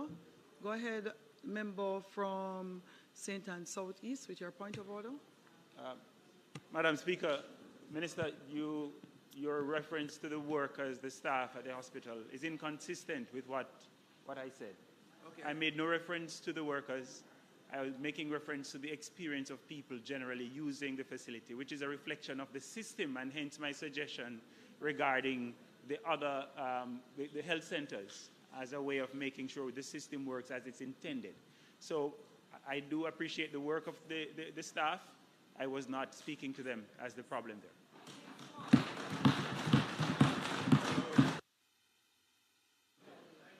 That is wonderful for a new member. That's actually not a point of order also, but allowed and giving you the leeway so that the minister can make the correction. We are going to do a session. We are going to try to do a session. I think it's necessary that we do a session on just standing orders. So yes, he could say that. All right? Not a point of order. It isn't. So what I believe that we may have to do, especially for new members, for the benefit of new members, and some older members too, who do their 20 years every year for the first time, I think we are going to do some standing orders training. Go ahead, Minister. Thank you, Madam Speaker. And in the interest of the mood and the spirit of unity that has characterized the House today, I will give the member the benefit of the doubt. Maybe it was just the communication issue that was misplaced, but okay, fine. I'm glad you have corrected that, or at least clarified it. But in regards to the communities and the health centers that you have mentioned, member, the plans for the expansion or upgrading of those health facilities have not changed because of the hurricane. But I would recommend that you speak to the regional authority and the parish manager to get better particulars. But we're not stopping the work. This has slowed it down because we have to respond to the immediacy of the emergencies.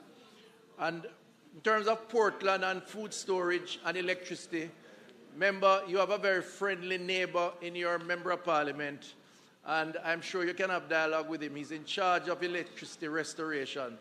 I am probably the wrong person to speak to on that, and I know he's working hard.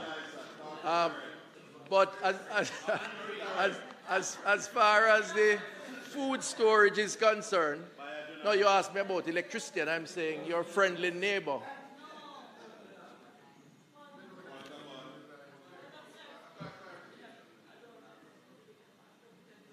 Turn on your mic, member from It's a Portland East. clarification, Madam Speaker. I didn't speak about food storage. Minister, I spoke specifically about medication, cold storage for medication that is to be. Yes. Minister, he's correct. Yeah, I was only promoting better friendship between you and your neighbor. That's all. That's why I mentioned it. But, but one of the, let me just say that the NHF is charged with the distribution of medicines, and where those medicines need cold storage, to the extent that they would have expired or are no longer good, they will retrieve them and replace them. And a lot of their storage has backup generating capacity, and that's what the mobile health centers are for, mobile pharmacies are for. If you think there's an issue, though, please reach out, and we'll happily try to assist you. I can put you on to the NHF. And the final question on Central St. James. Member, the NSWMA would be the agency responsible for taking the solid waste away. We do work together, and I'll certainly raise that as it relates to your area. And in terms of the list of volunteers or missions, I can certainly make that available. In fact, I believe it is on the ministry's website, but I'll happily make that available to you, because maybe it's good for you to know who is actually in your area, not just the government, but the volunteers also. Thank you very much, Madam Speaker. Thank you, Minister. On the statement by Minister, we'll continue with a statement from the Honorable Minister of Agriculture, Fisheries, Mining. May I have a podium, please?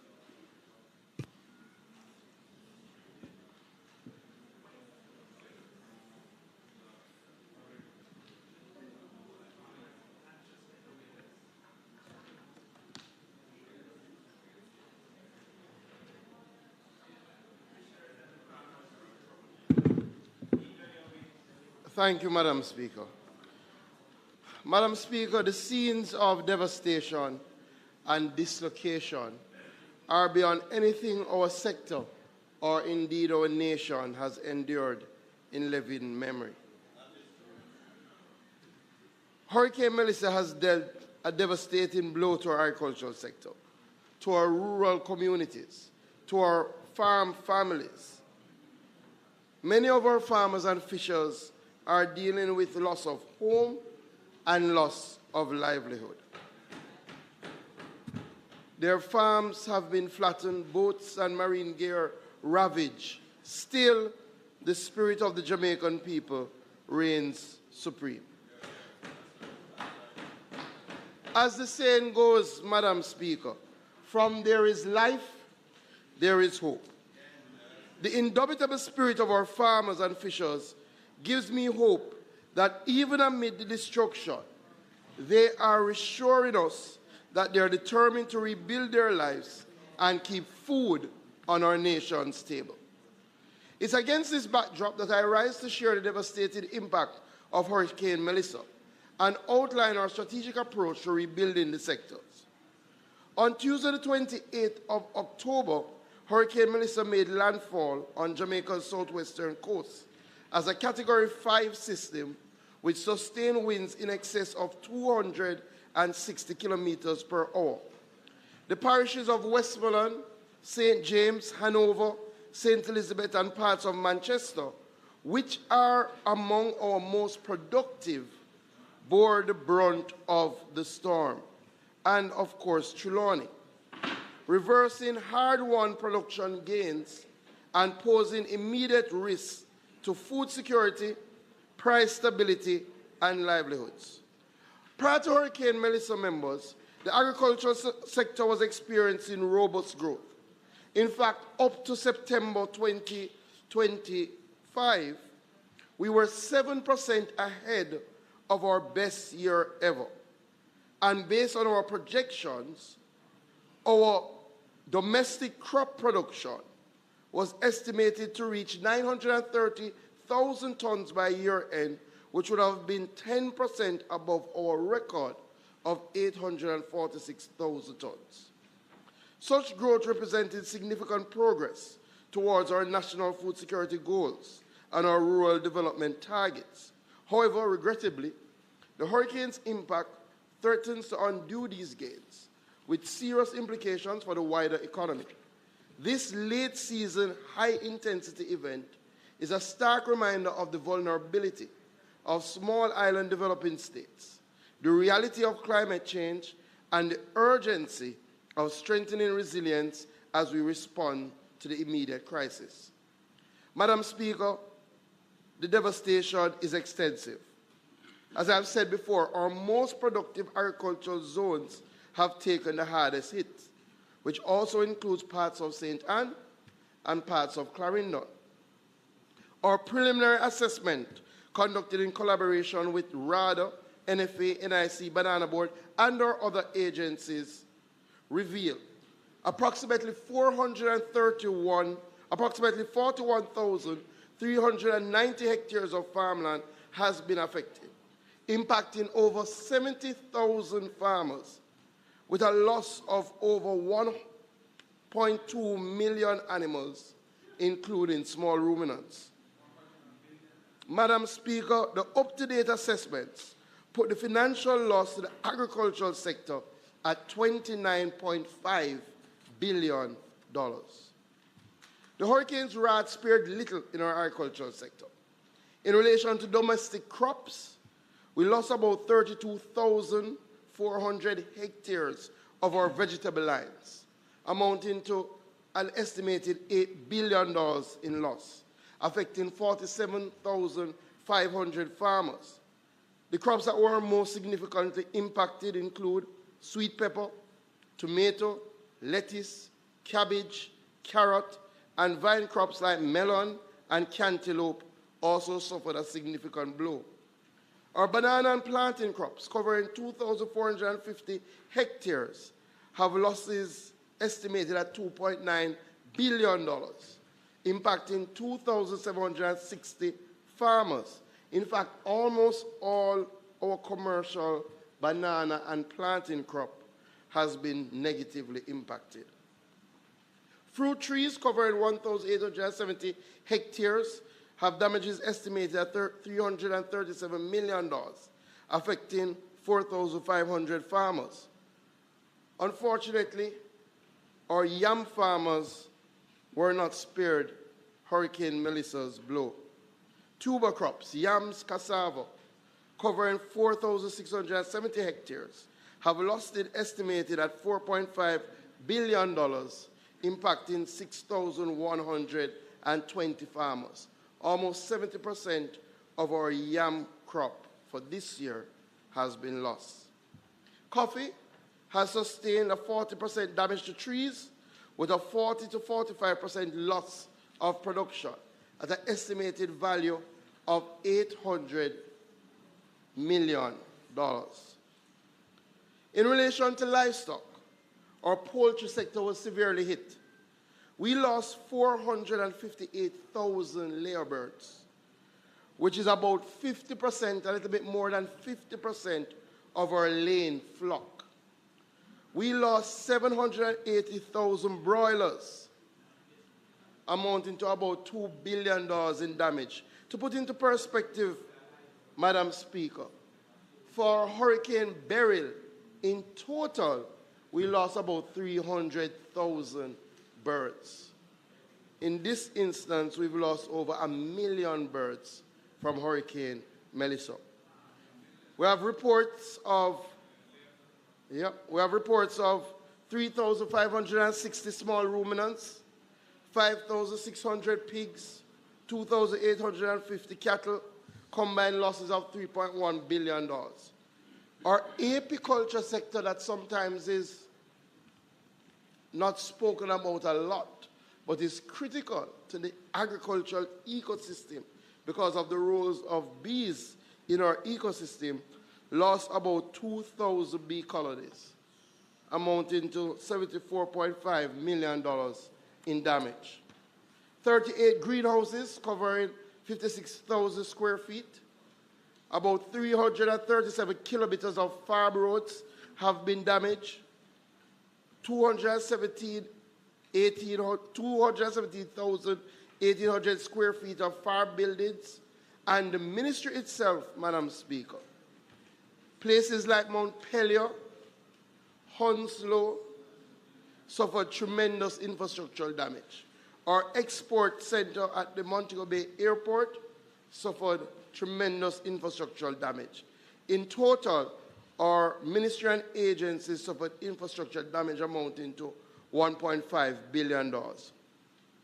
Madam Speaker, our officials heeded our cause.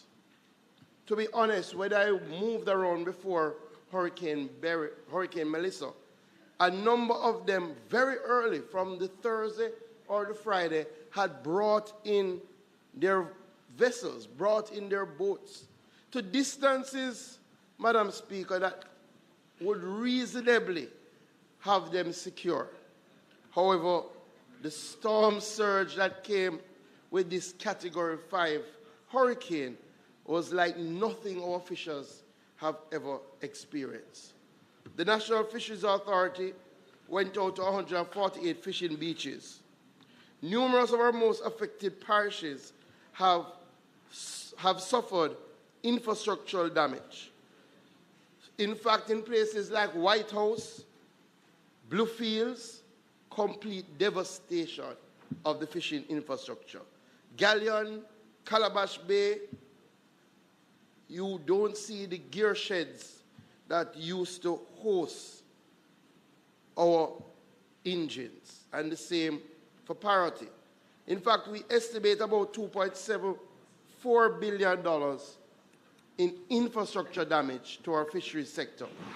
Our aquaculture sector suffered about $36 million in losses, affected about 41% of our fish farmers. Probably where our fishers suffered the most impact is the fact that we have accounted for 3,289 vessels that have been damaged or destroyed by Hurricane Melissa, which is actually 45% of our national fleet of fishing vessels, with losses estimated at $2.9 billion. Total impact on our fisheries sector is $5.76 billion. Madam Speaker, the mining sector suffered significant damage, particularly in the western region. The damage there was really concentrated on some of our major quarries, including quarries like Hodges, Coast to Coast, Limecore. A number of them suffered damage to office infrastructure, access road, and in some cases, significant damage to plants.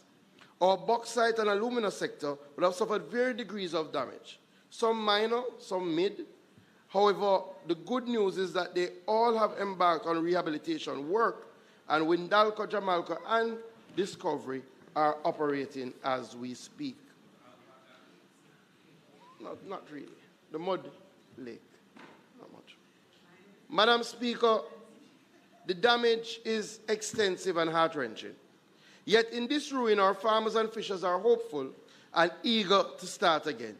We will ensure that they can go again. We have reactivated the Agricultural Disaster Recovery Task Force, led by Mr. Michael Price, that was established after Hurricane Beryl to centrally coordinate assessments, relief, and recovery. We are ensuring transparency, optimal resource allocation, and timely delivery on the ground. Already, we have had outreach from the FAO, who provided us with an expert to help in relation to our assessments. We've had outreach from ECA, who have pledged an initial support of US $30,000, and the United Way, who today launched their Restoration and Rehabilitation Fund for Agriculture, of which the first donor was our 100-meter world champion, Oblique Seville, who gave $500,000 towards the rebuilding effort for agriculture.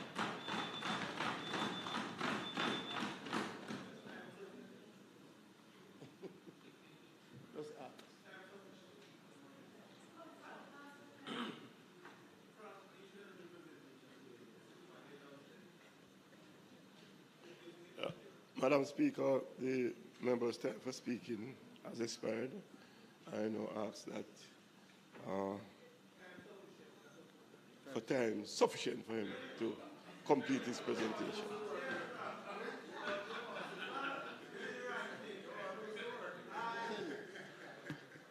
Members, the question is that the Minister be allowed 15 minutes to complete his presentation. Those in favor? Aye. Those That's against? The ayes have it. Thank you, Madam Speaker. Madam Speaker, the recovery will take an all-hands-on-deck approach, and the recovery starts now. An immediate allocation of $450 million from the remaining production incentive program is being redirected to emergency recovery, including replanting, restocking, and land preparation. This is part of a larger $3 billion plan, the full details of which I will outline in subsequent updates. This week, we will start the distribution of $40 million worth of seeds through our RADA network across various production zones. Additionally, another $80 million has been allocated for emergency procurement. The figure is split between $50 million for seeds and $30 million for agrochemicals. This is part of our immediate response. Madam Speaker and members, in an attempt to remove the barriers to production and to rapidly expand the acres under production, the RADA tractor service will provide free land preparation for the next 6 months. Additionally, Madam Speaker, all seeds and planting material available through our Bodles and RADA nurseries will be free for the next 3 months. While the hardest hit western parishes are cleared and repaired, we will focus early planting in some of the least affected areas, especially eastern Jamaica and our agri-parks, to feed the nation now. The AgriInvest Corporation will lead an initial wave: 200 acres of sweet pepper, 150 acres of cassava, 150 acres of sweet potato, and 200 acres of open field vegetables, 150 acres of hot pepper, and 150 acres of scallion. Madam Speaker, the SCJ will be providing an initial $5 million in land preparation support for farmers who occupy SCJ lands. We'll be making an initial allocation of $10 million to provide urgent support to our apiculture sector, largely through the provision of supplemental feed such as sugar. One of the challenges that our bees face, especially in our western parishes, is that almost all the flowering plants have been decimated by Hurricane Melissa. Madam Speaker, as MPs are usually the first point of contact for a number of our farmers, we will be mobilizing support through the members of Parliament to registered farmers. Beneficiary listings will have to be provided to RADA, and these initial allocations will range from $3 million to $1 million, depending on the severity of the damage. I made the point that these are initial allocations in our immediate response framework, and clearly $3 million to $1 million. And clearly, in order to move to our next phase, MPs will have to expend these resources so we can move on. Madam Speaker, we will undertake emergency repairs to priority farm roads so that communities are reconnected and produce can move efficiently to market. Strategic programs around livestock, including focusing on quickly revitalizing our backyard chicken farmers, will be prioritized through an initial allocation of $40 million to purchase chicks, provide feed, and also help in terms of infrastructure support so that people can reconstruct their backyard chicken farms. For our farmers in our agri-parks, we will implement a moratorium on lease payments so that cash flow pressures will be eased while production is restarted. In relation to our fisheries sector, we've already dispatched generators to Alligator Pond and Montego Bay to our marine fuel stations. We expect those to be in operation by tomorrow. We will have one dispatched to Great Bay by the end of the week. The team was today at White House cleaning the fuel station to assess whether a generator can get up and running Nonetheless, we have put in an alternative measure in place. So we're putting in mobile marine fuel stations with the help of the Minister with responsibility for energy at White House and Black River. We understand that some of our fishers, especially along the coast, lost everything, including their fishers' IDs and their fishing licenses. As such, we urge our fishers to report that to the NFA. We will be reproducing all current IDs and licenses free of cost once we get that report from the fishers. Additionally, we're implementing a moratorium on licensing fees for fishers in our hardest hit parishes for the next 6 months so they can focus on getting their life back in order. This week, we will start a program of providing wire, net, and rope, focusing on the beaches where fishers are able to go out. So, Madam Speaker, you have some beaches, unfortunately, where there is significant damage to the boats there. And even if we were to provide the wire, the fishers would not be in a position to go back out. You have some beaches where there's infrastructure damage, but the boats are in fairly good condition. But the fishers would have still lost almost all their pots at sea. Alligator Pond is one like that. So what we will have to do as a part of this immediate response is focus on some of those beaches, get them the wire, the rope, so they can go back out quickly as we look to ramp up support to the other beaches. And clearly, the support to the other beaches will contemplate providing vessel replacement, engine replacement in a sort of communal fashion so that people can start and work and share until they get back. And also, we will have to do some work on treating with landing sites, restoring utilities, safe access, and building back some of those gear and engine houses. Other initiatives, Madam Speaker, we've already started under the NIC to distribute free non-potable water to our farmers and our farming communities in the worst affected areas that the NIC operates, right? Again, in areas where the NIC operate. We will also be seeking to provide free trucking of water in some of these critical areas. One of the good things, Madam Speaker, is that we learned from Hurricane Beryl. So we did have generators. So even though electricity has not been restored to some of our irrigation districts, we have been able to provide generators so that the water can start to flow. Additionally, Madam Speaker, the DBJ will be outlining a scope of response in terms of financing, especially for our medium to large farmers. They will be launching this week a recovery program called M5, which focuses a lot on agriculture. Madam Speaker, by every measure available to the ministry, Hurricane Melissa is the worst hurricane event our agriculture and fisheries sector have ever faced. Even with strong preparations, a system of this intensity would have disrupted preparation. Still, it is our duty to reduce risk as much as possible.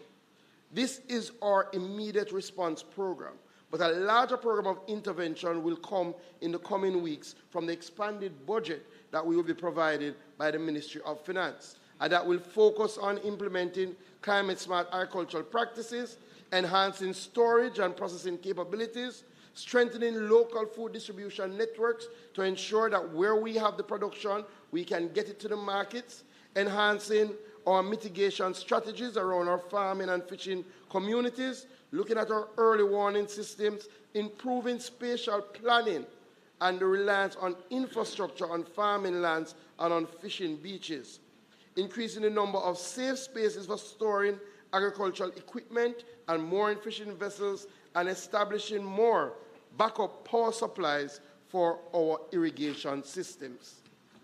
Madam Speaker, members, to stabilize and protect household food security, we will be tapping into external sources for selected fruits and vegetables such as tomato, lettuce, cabbage, sweet pepper, carrot, papaya based on the dietary importance, stock levels, and anticipated gaps over the next 2 months.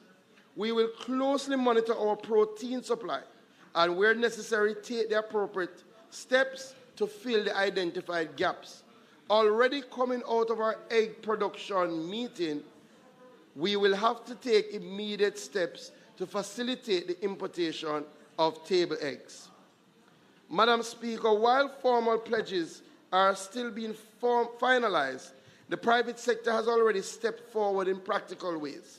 Companies have assisted in clearing roads, removing debris, and distributing care packages to our farming communities. We thank them for this solidarity and invite others to join in supporting our farmers and fishers to recover swiftly.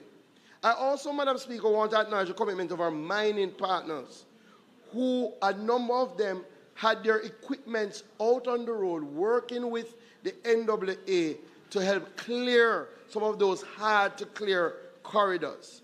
Companies like Lidford, Hodges were out there. Jamalco, in fact, provided diesel fuel for some of the operators in areas where it was hard to get fuel, and we want to thank them. Madam Speaker, our sectors are bent but not broken. Though struck hard, we will rise again. The young farmer in Beacon St. Elizabeth will reap his vegetables again. The yam farmer in Wakefield Trelawney, who has devoted his life to feed this nation, will sow and reap his yams again. The fisherman in White House, Westmoreland, will return to sea to provide for his family again. I say this not in hope, but in a firm resolve, knowing that the spirit of the Jamaica farmer and fisher is indomitable. So to the farmers who feed us and the fishers who know the sea, we must acknowledge the deep, painful frustration of having your livelihood, the work of your hands and heart, taken away in a single day. The scope of the loss is immense, and we will not pretend otherwise. But this devastation does not define who we are. The strength of this community has never been in physical property, like the gear, the nets, or the irrigation kits. The strength of this community resides in the skill, the persistence, and the deep-seated pride of the people who do this essential work. You are the foundation of our ability to sustain ourselves. The resource, your knowledge, Hurricane Melissa could never touch. We choose to move forward, not with despair, but with purpose. I thank you, Madam Speaker.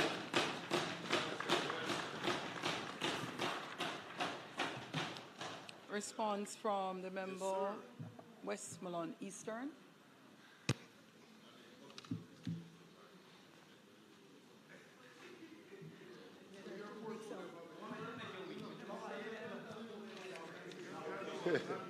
Here.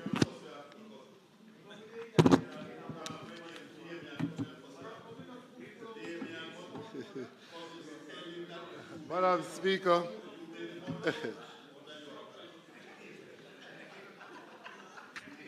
What are you asking for, member? Protection of the speaker? yes, I'd like to be heard. I don't know who I seek protection from when I need to seek protection from you. From the Rabbi Rosa from Western St. Mary. Thank you.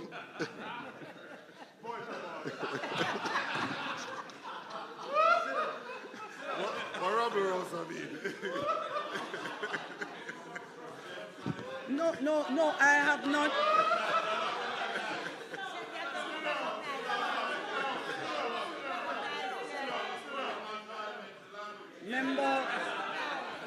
Member from St. Mary West, please turn off your mic. You were not. Thank you, Madam Speaker. Thank you to my friend from Western St. Mary. Yes, the agricultural sector has suffered a profound blow. And I want to stand in solidarity with the minister who also represents a constituency that was severely devastated with the passage of the hurricane. And so I can just imagine that in his local role as Member of Parliament, has to be dealing with the challenges on the constituency level, and then has to also deal with the challenges within the agricultural sector, seeing that southern St. Elizabeth is a large part of the agricultural belt of the country.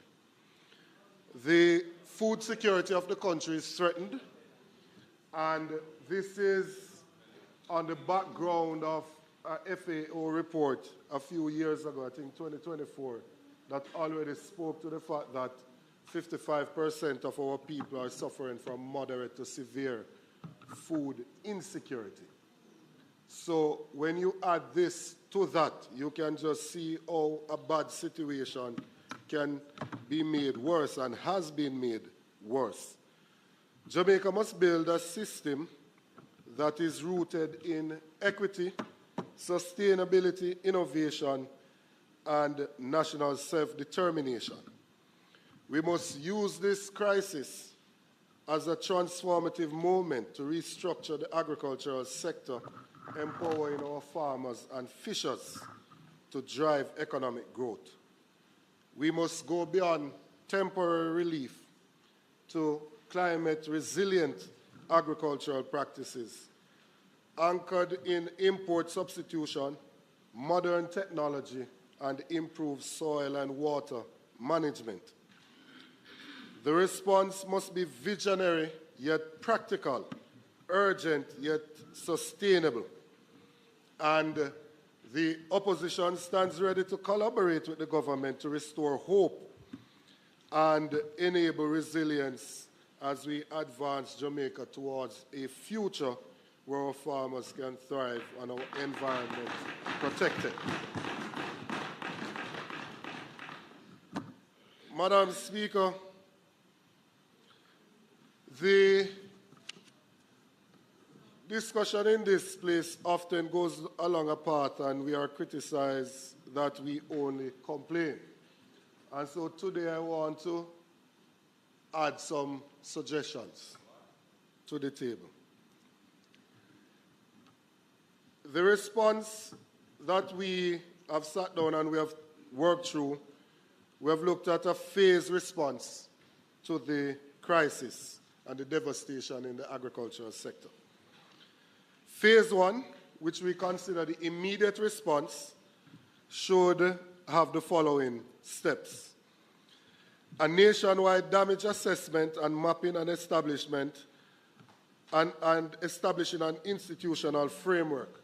I know in the minister's presentation that he spoke about estimated damages, but in moving through my own constituency, we have not seen any of the field officers, and I don't know if anybody else can say they have seen any, that have done the assessment to say what has been lost from the farmers. So the first thing is to establish a nationwide damage assessment and mapping and establishing an institutional framework. That will give us rapid geospatial mapping of crops, livestock, fisheries, and infrastructural losses, use drones, radar field teams, and NAA-supported access recovery. Publish transparent results to ensure accountability. CASE, JS, 4H, and all of those other institutions should also be asked to play a role. 2, temporary relief measures. And some of these have been spoken to: a 6-month moratorium on the fees for the agri-parks, leasing, fishing licenses, and to fast-track the grants to the farmers that have been affected. The Hurricane Melissa farm input relief packages, distribution of these items: seeds, fertilizers, organic soil enhancers, animal feed, veterinary supplies, greenhouse repairs kit, drip irrigation startup kit, and emergency feed and water solutions. That must have started before I started.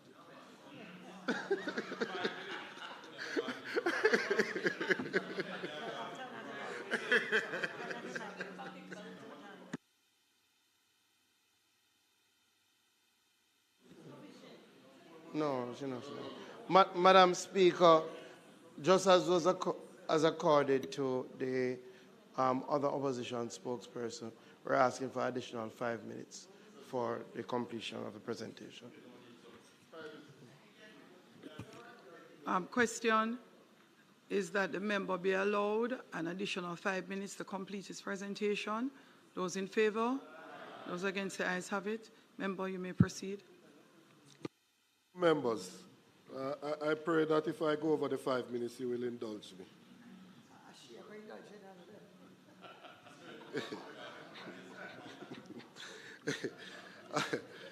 So I'm saying emergency feed and water solutions. So temporary fodder banks using grass reserve and donated feed, repairs of community catchment tanks, fisheries emergency response, and some of the debris, the fallen trees. We have to incorporate some carpenters and others so they can use that material to help with building back some of the poultry houses and the goat houses and those things so that these people can quickly get back up and running. If you have in Western St. Mary a single mother who was raising chickens and the storm destroyed that poultry house, it would be easy for you to use some of that tree through the carpenters in the community to prepare the lumber so they can get back up and running in short order. Phase 2 is a more general recovery, and based on the time, I'm not going to list all of the ideas because there will be other opportunities. But that should take place within the first 3 to 18 months to restore productive capacity, diversify production, and build resilience. The idea that we need to be able to become self-sufficient in producing our own planting materials. And I have heard what you've said, Minister, about Bodos and others in providing whatever they have free of charge to the farmers, and I want to commend that initiative as well.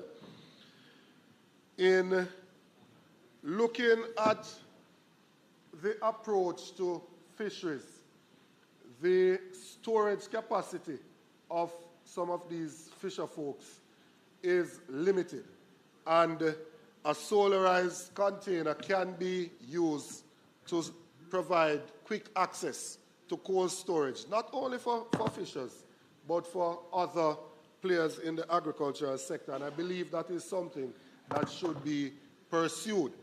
In relation to importation, being practical, we all know that there has to be some level of importation to prevent famine on the land. However, in allowing the importation, the practitioners that are currently in the space should be the beneficiaries of the permits for importation.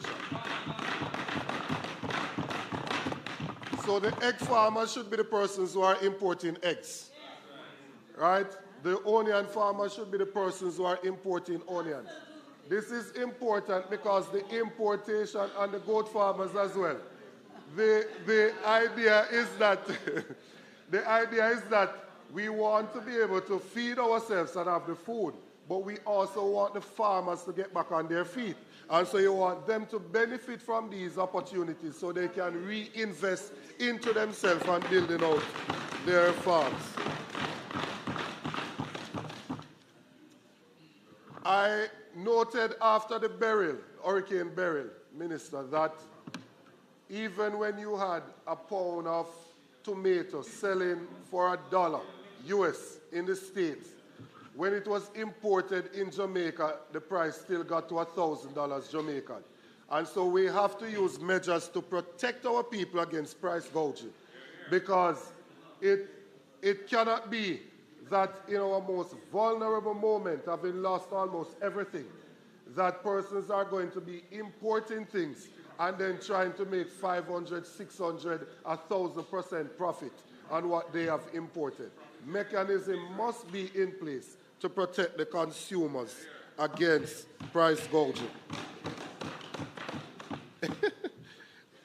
And in concluding, Madam Speaker, Hurricane Melissa presents both a crisis and an opportunity.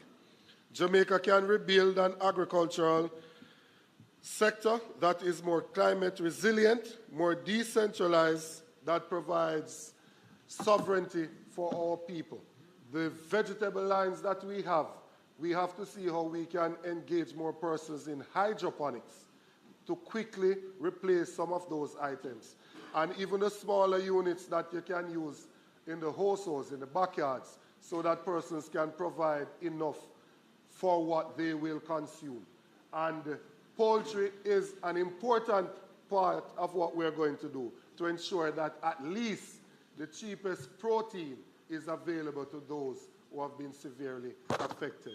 I think I'm right on time. No, you can wrap up if you're not finished. I'm allowing you to wrap up. Are you finished?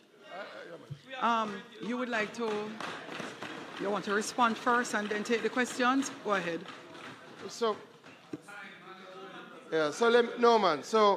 let me just respond to the opposition spokesperson, then I'll take all the questions and respond at the end. I want to thank the opposition spokesperson, and I definitely got the feel that, as he said, the opposition was ready to collaborate to restore hope. And I think he, like I am, seized with just the vast enormity of the task ahead of us. I think that is important. And clearly, part of it is around just trying to continue the drive to reduce hunger, which is very, very important, which we have a number of reports that speak to. But I think one of the things that we have seen from the presentation is that clearly there's an alignment, right? So what I would have outlined is definitely phase one. So in relation to not seeing the RADA officers in the field, it's because of exactly what you suggested. A lot of the work here was done with the use of drones, right? So while they would have gone to a central location, they would have sent out the drones, and it gives us a better picture. Unfortunately, in some of these areas, it's almost complete devastation. You're just seeing what was under production, and clearly the drones give you a better feel of what was under production, because you can literally see it than a man telling you that he had in these crops. So we are moving in that direction, and that's why we're getting a little bit better in terms of the speed of which we can do these assessments and also the accuracy. We have stood up our disaster task force, as I indicated, and we agree in relation to the temporary relief measures. I do like the suggestion in relation to the debris and whether we could utilize the debris. And that is something that we would explore, and maybe in collaboration with the Ministry of Industry, with some of our artisans, is something that we could get done. So I will raise that. I do like that. Again, as you highlighted, we are on a drive for self-sufficiency of planting material. Borders has come a far way, still some more to do. We are actually utilizing and instituting solarized storage.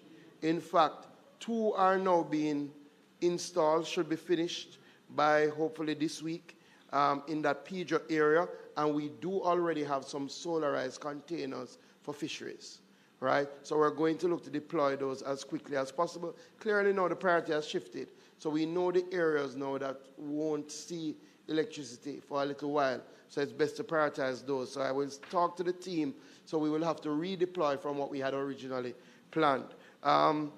In relation to importation, I think we're on the same page. Our priority is domestic production, and we want domestic production to come back as quickly as possible. And we don't want importation to be a deterrent to domestic production. The last point that you made, however, is very important as well, in terms of how it is structured to ensure that the consumers get a break during this time.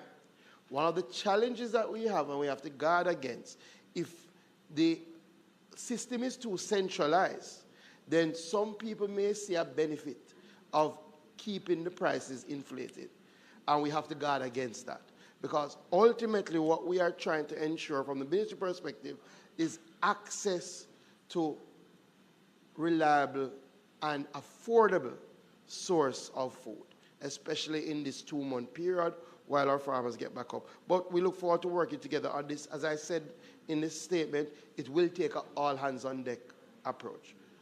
I look forward to the questions. I will take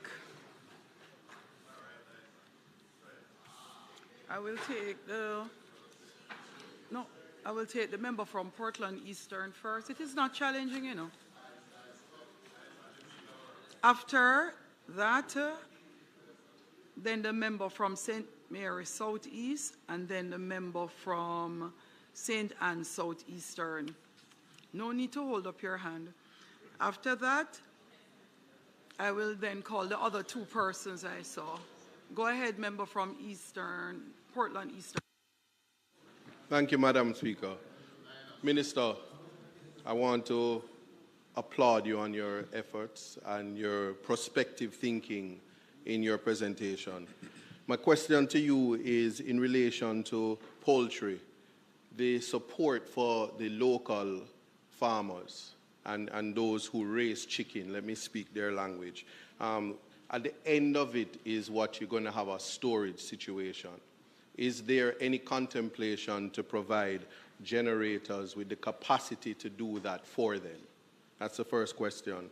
The second question is that in Portland Eastern, there is a local initiative to use local carpenters to help to rehabilitate and restore fowl cubs. I'm not quite sure if poultry houses and fowl cubs are the same, so I will take your guidance on that. But I'm speaking the language of the people. So can there be some support for that, because it is already it has already started, and it is a self-help mechanism in the local space, and if your ministry could support that, we would be grateful. In Portland, we would have lost 600 hectares of banana and plantains. Now, I will say to you, Minister, that Portland, as well as St. Thomas and St. Mary, is prepared to be the surrogate basket. It is just the surrogate bread basket, but it is a matter of how your ministry allocates the funds to do so, but we are ready and willing.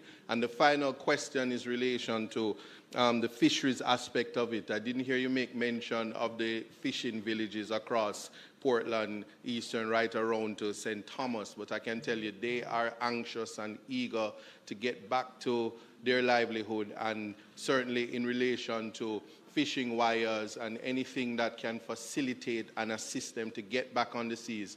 There's a large complaint of losing the pots. And so you have mentioned these things in your presentation, but just hoping that Portland Eastern is given some priority because we sit nicely in the east and ready to assist. Thank you.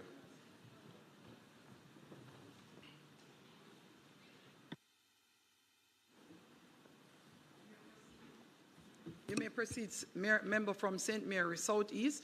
And in the event you forgot, the next member would have been the member from St. Anne Southeastern. You're the one who stood? Oh, Central St. Mary. No, only one person stood up there. Okay, so it will be the member from St. Mary Central, after which it will be the member from St. Andrew West, and then Manchester Northwest. Thank you very much, Madam Speaker. Minister, will there be any assistance to farmers not registered with RADA? I see the reference to the RADA network and the registered RADA farmers, but is the minister aware that there were hundreds of non-RADA farmers who received damages? Secondly, Minister, will the farmers' experience this time around be different from the experience that they had during burial?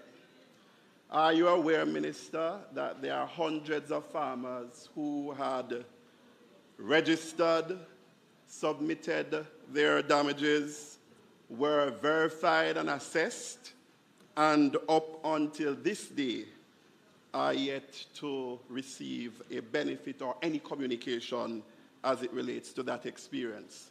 That's a question that my farmers in Southeastern St. Mary have been asking, will their experience be different this time around? Thank you. Thank you, Madam Speaker. Thank you, Minister, for your presentation, and I hope you will accept the concern, sympathy, and good wishes of the people of Central St. Mary. I see reference to the RADA tractor service, Honorable Minister. Are you aware that there is no functioning tractor in the RADA fleet serving the parish of St. Mary? But further, the farmers of Central St. Mary have asked me to just advise that based on the terrain, they would prefer a metal wheel tractor to the rubber wheel tractor that was there last time around. Honorable Minister, is the ministry prepared to invest in tools that will help small farmers to ramp up production, such as handheld tractors and other smaller mechanized tools to help us to increase production, which we're prepared to do based on the call last week? The presentation speaks to priority farm roads, Minister. What will determine if a farm road is priority? And will priority be for farm roads only in the west that have been impacted, or will the look be on the areas that need to ramp up production quickly that might have less damage? The fisheries sector, Minister, I wonder if you could tell us the status of the new hatchery being built at Twickenham Park and whether any damage was suffered to that facility. Thank you, Madam Speaker. Member from Manchester Northwest and then St. Andrew West.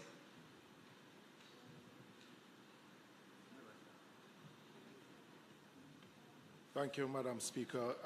One of my questions was asked by the member of Southeast St. Mary. Because, Minister, it is critical that those who are not registered or a system being put in place for the farmers who are not registered to get some assistance. But also, Minister, just to ask, you mentioned about the chicken farmers.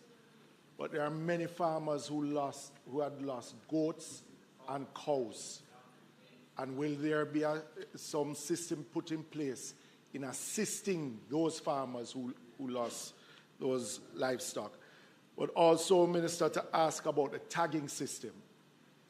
Because even before the hurricane, there was a deficiency in the regularity of tagging of animals. And since the hurricane, there are many farmers who need to get animals tagged because either some reason or other, I had the experience of a tree dropping in the back of a cow, and the farmer wanted to get the cow butchered, and there was no system put in place. And this was 2 days after the hurricane, and he was threatened to be locked up because he was unable to get the cow tagged. And you have many farmers who have lost livestock because of.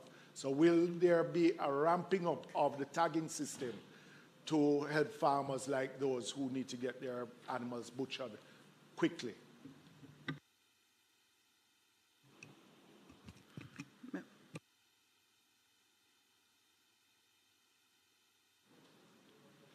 Thank you, Madam Speaker. Minister, as I listened to you just now, the narrative, I just wanted some clarity on the narrative we heard last week. The Prime Minister had indicated that the other half of the country that had not suffered damage would be called upon to respond immediately to the agricultural, the sector concerns. I am wanting to make sure that, as I've said to my colleague minister before, the minister, your junior minister, Western St. Andrew is not seen as an agricultural constituency. But it is. It is because it is. There's Colonel Bed, of course, but beyond that, but No, but beyond that, that other part of my colleague from West Rural isn't here. But where we share the section of Western St. Andrew, that is now the other part of West Rural, it's a major agricultural area. And I just want to ensure, I have to speak now, and the fishery situation in Southwest, as in Southwest Seaview Gardens and that section of Southwest, are two critical areas for fisheries as well. So I just want to make a special appeal, a very special appeal for the fisheries and for agriculture in the western part of Western St. Andrew. Yeah. Next question comes from the member from St. Thomas Eastern.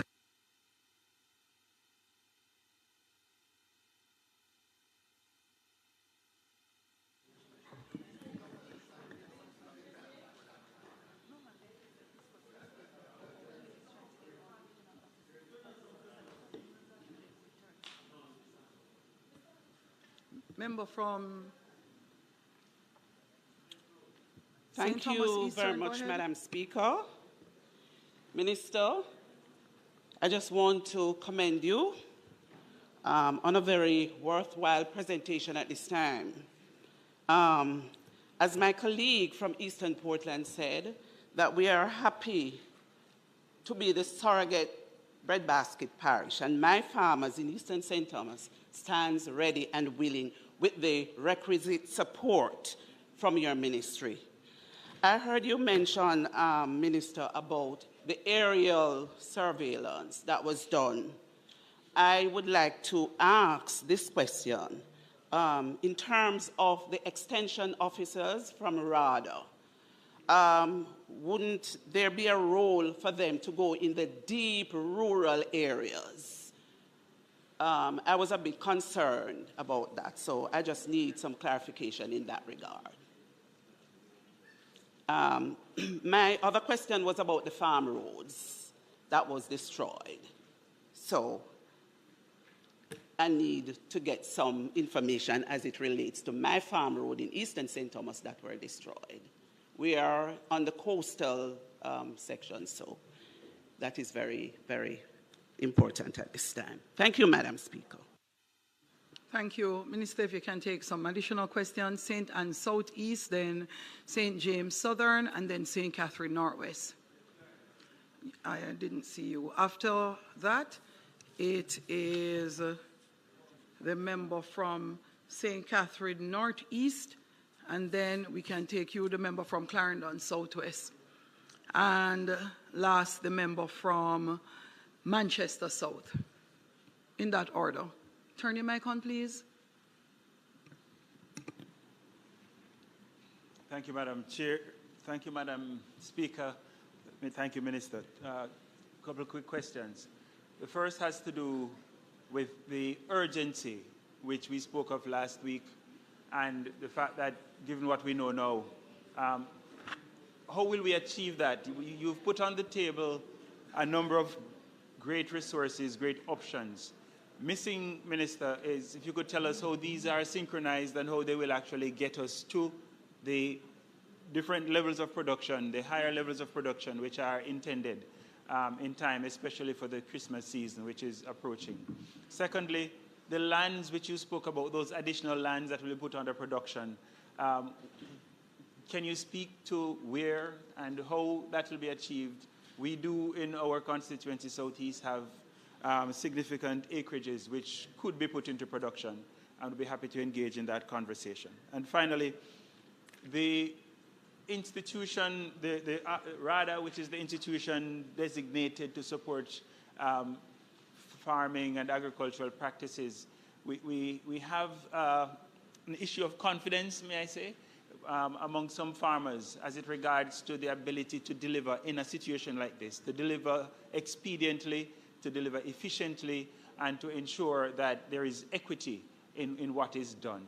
And so, Minister, can you speak to how we will ensure that RADA is able to do these things in a way that maintains the confidence of farmers that they are being treated fairly in the support that they require to return to normalcy. Again, thank you.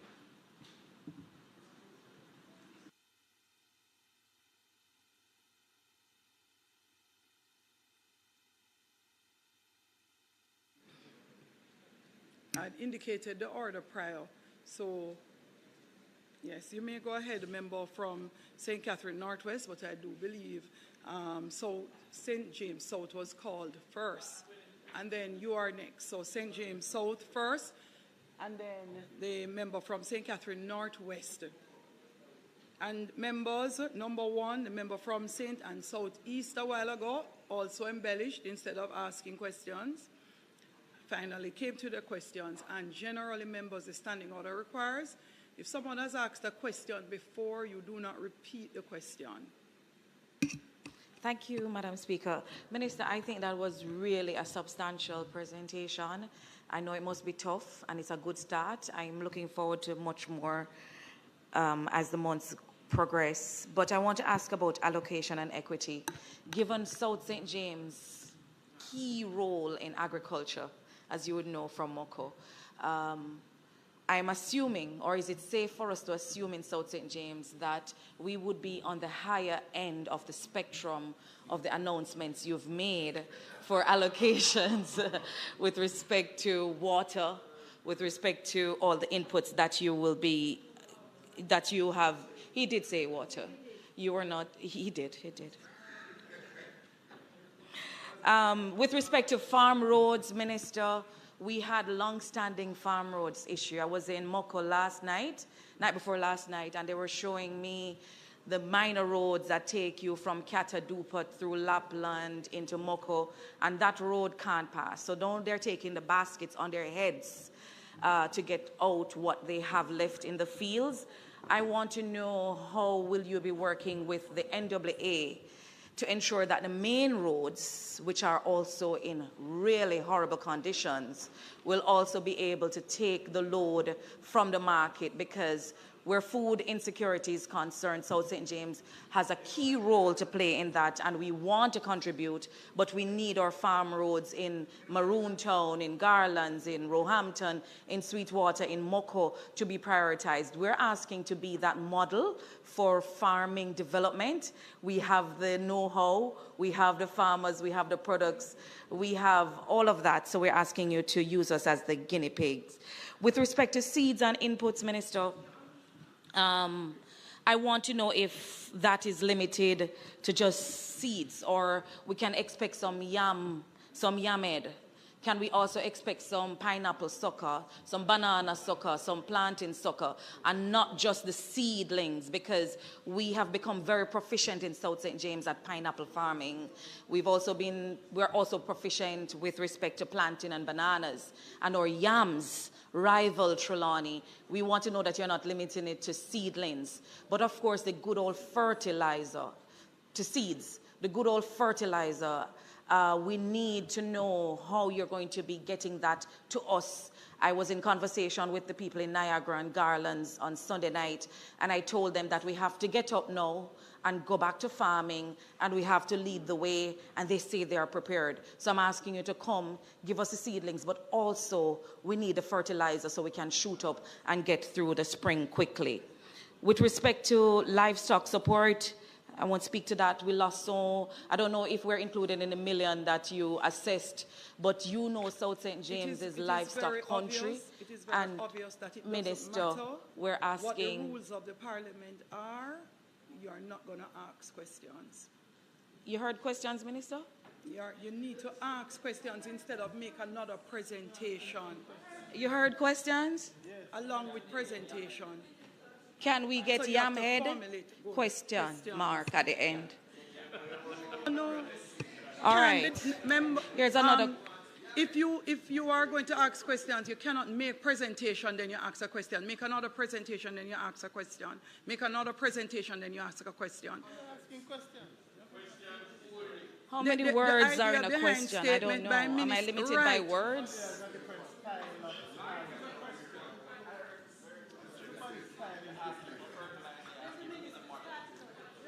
All right. Will the minister? She's asking different questions. She's not asking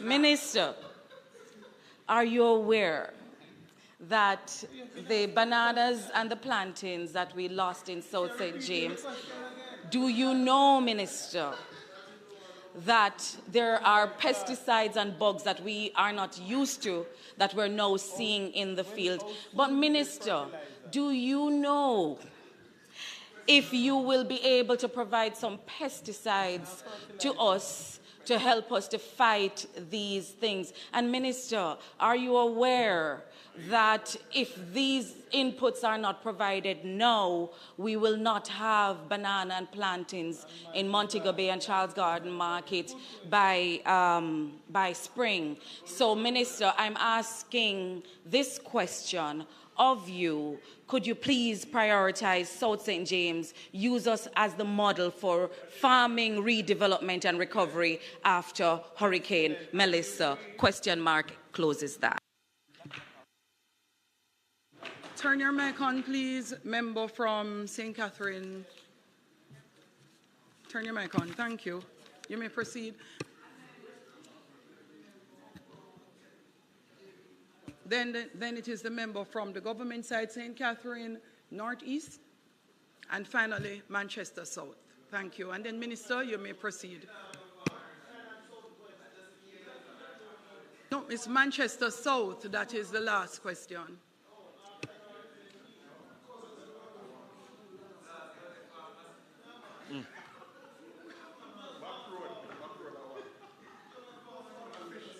Minister, are you aware that quite a few farmers have taken loans from commercial banks? Are you therefore considering any type of facilitation for those farmers that would have lost the probability of revenue in the short, medium, and in some case, long term?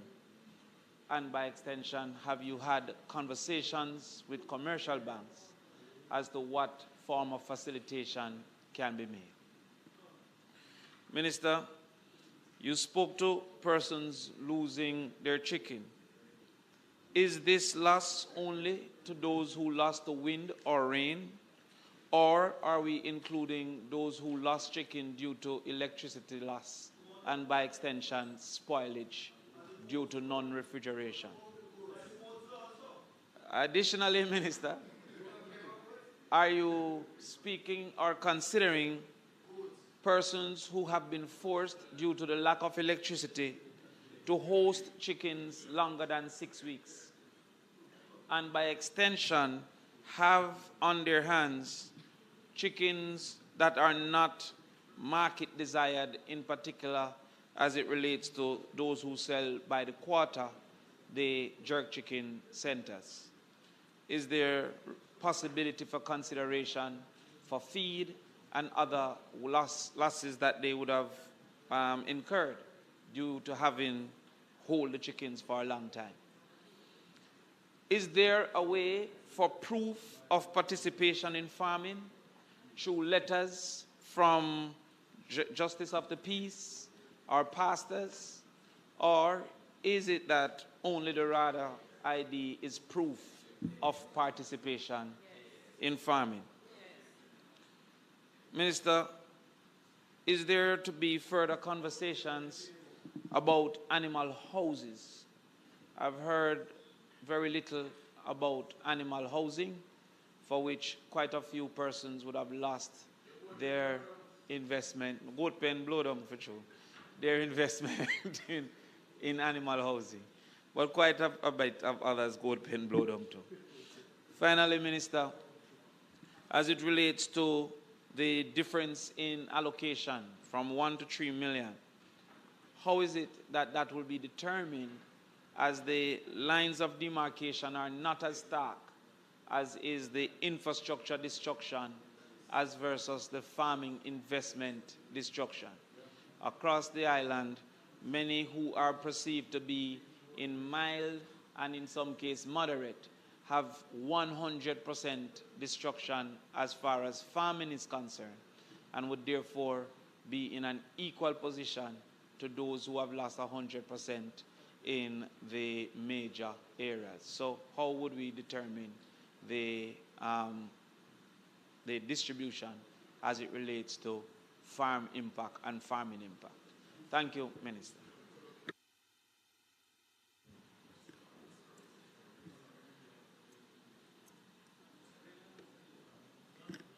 Thank you, Minister. And Minister, I am one of the members who was awaiting your statement. I must say that the farmers in St. Catherine Northeastern, they have been adversely affected. Minister, will there be training from RADA to improve the resilience of our farmers and their capacity to respond? And I must say that in St. Catherine Northeastern, where we are served by the St. Catherine Parish Office, where there are constituents who don't have a RADA ID, they are not usually denied the assistance, but what RADA does is immediately sign them and have them on mainstream. Minister, can you remind us whether or not there are grants for those who lost infrastructure? Also, can we embark on discussions regarding insurance and other protective arrangements for farmers, such as those who lost poultry? We recall the PC Bank and its usefulness. Minister, most of our constituents live on a hand-to-mouth basis. There are deep rural, vulnerable constituencies who live on the farm, who live based on their produce. And so the slightest disruption in their livelihood can mean life and death.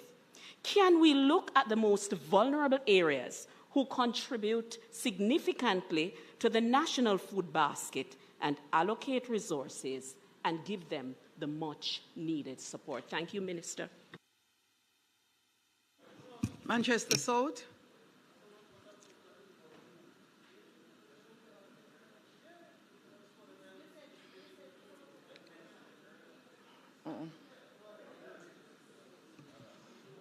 Thank you, Madam Speaker.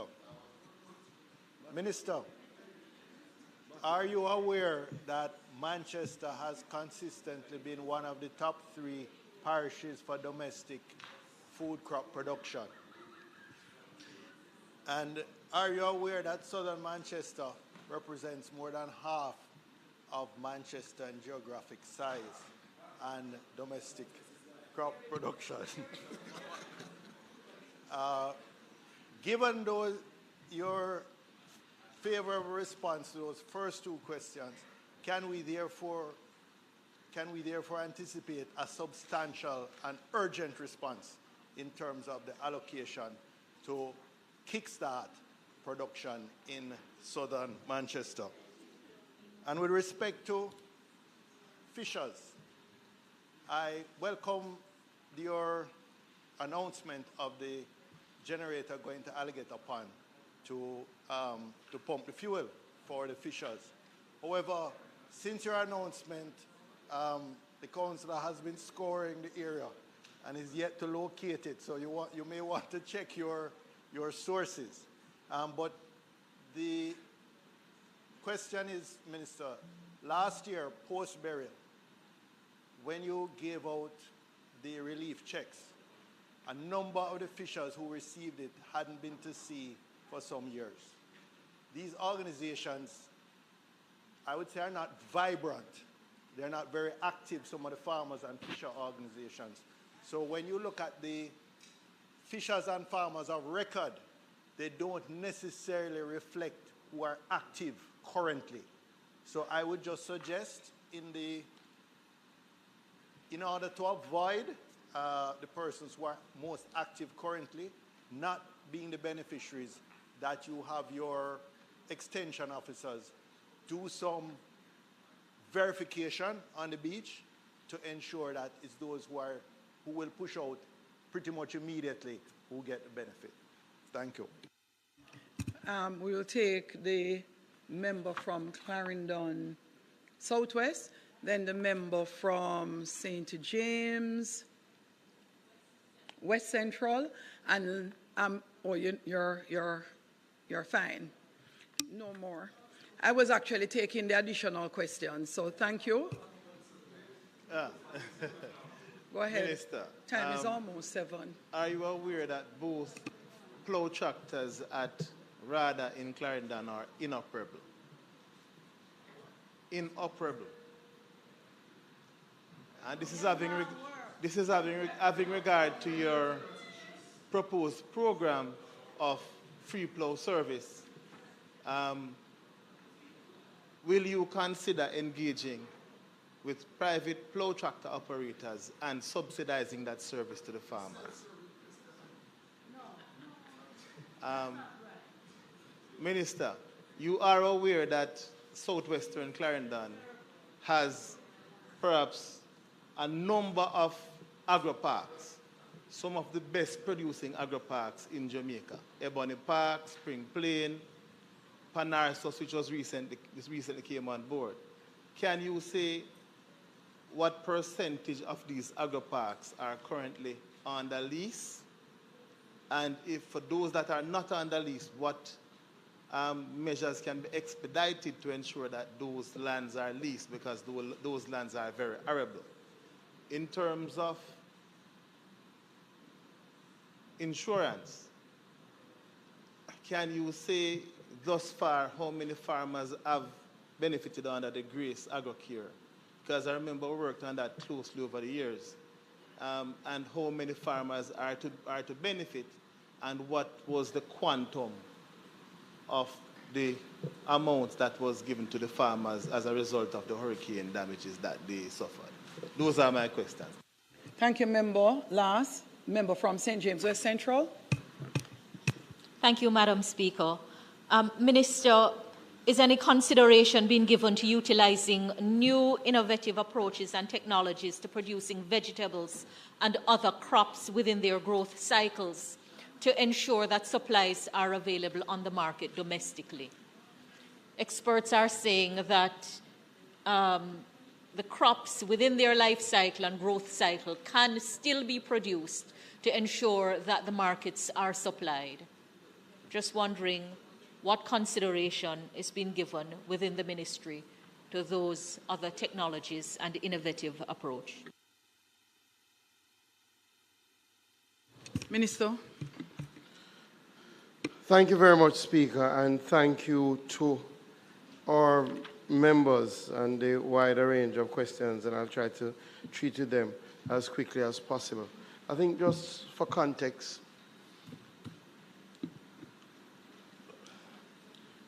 in any weather event of this nature, the government does try to provide support to help our farmers get back on their feet. And in each event of this nature, there may never be enough support to reach every single farmer. And I think that is something that we all have to appreciate, right? That is a reality. Additionally, although sometimes it doesn't appear so, farming is private enterprise.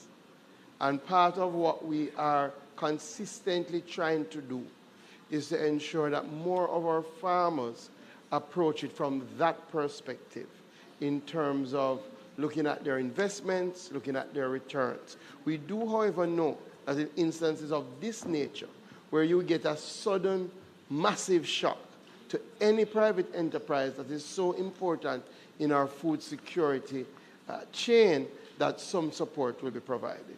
So I give that as a framework, and I will go through the questions quickly. The question of generators for farmers, something that has come up, especially in the poultry sector. As you can imagine, we have a wide array of small poultry farmers. So it is and would be a massive undertaking. We are self-sufficient in poultry when we don't have weather events of this nature, and about 30% of what we produce is produced by backyard farmers. So the reality, you know it, member from Portland Eastern, if you go into a community, almost every household or every other household in some communities have those small poultry farms. So it is a little challenging. We would have to try and develop a framework maybe around farming groups, right? Working with the poultry associations and maybe working with some of our broiler companies to see how we could do a sort of public-private partnership around that. Something I'm willing to discuss and to explore. In our program, we started it in Hurricane Beryl. We do provide infrastructure support in our program, right? Again, we will try to ensure that each of the parish offices through RADA has some subvention in that regard. Probably won't do everybody, but as you all know, there are some, there are different size players, right, that are very critical. And as such, we will see how we do the beneficiary identification. Banana and planting, and I will mention this a number of times, but we are going to have a specific program outside of what I have indicated for banana and planting farmers. We did it in Hurricane Beryl. It worked significantly, where we tried to provide direct support, especially in the form of fertilizer, form of chemicals, and we saw our banana and planting industry get back up in the 7-8 month window. So it shows that if we provide the support, the farmers are willing to do what they need to do. So you will hear about that. And then I do know Portland Eastern is a big parish in terms of fisheries, so some support will be provided. In relation to St. Mary Southeastern, and this question came up a number of times, the way to ensure that farmers get benefits in these situations is to ensure that they register. There can be no going around it, because it also helps us with identification in terms of identifying who out there contributing. It helps us in terms of tracking the production numbers. It helps us to guard against glut and shortage. So say to our farmers, for all the members, go and register. As the member from St. Catherine North is highlighted, what we tend to do in these situations, if the RADA officer had known prior to that you were actively engaged in farming, and some of us know people who are actually medium-sized farmers but not registered, and you come in now, they take steps to register you. But I would say to all our farmers, register before these events. Sometimes the farmers say, boy, it don't make no sense, we may get the benefit. In these instances, you realize, because the reality, when the program gets taken by the Auditor General, the only thing we can use to identify the beneficiaries is the farmer's ID. No, the message to them, and I'm saying to members, you have to lead, We have to lead. And we have to say to our farmers, get registered. What I'm saying is where a farmer has a track record and is not registered and is known to the RADA officer, right? Then when that farmer comes, a facility will be put in place for that farmer to be registered. However, you see all the variables, which I cannot divorce those variables, because what you also don't want are people just turning up now to say they are farmers and they want a benefit because they lost. And in every weather event of this nature, you and I know, you hear somebody say a man come for a benefit and him not farming anything, right? So I'm saying, let us say to our farmers, let us use this to say to them, get registered. Now, I made a point earlier, so just to reiterate, yes, in any intervention of this nature, you will have some farmers who say that they registered, but they did not get a benefit. Clearly, what we try to do is to pool government resources, private sector resources to reach to as much farmers as possible. In Beryl, we did a good job of it. I think we were over 80%, almost 90%. That still means there's a 10%, right? So we will continue to try, especially to pool as much resources, and those of the private sector listening on, the more that we generate the mobilization of funds, the more farmers we can help. St. Mary's Central and all the issues in relation to tractors that are not working, I've taken note of them. We've come a far way. When we started this journey in 2016, there were 7 tractors in the RADA system. Most parishes did not have a tractor at all. We now have 22 tractors in the RADA system. Some, as you have highlighted, are down. I have heard a concern in relation to St. Mary's Central, but the answer to that is in the second question that you asked. Yes, we have actually procured some small tools. So remember, we had announced some programs, and those were in train prior to Hurricane Melissa. So some of those handheld tractors that are better for hilly terrain, we have some of those, and we will see how we deploy them. Clearly, I know your constituency is one of those that has that sort of terrain. Is the status of the new hatchery? It wasn't damaged.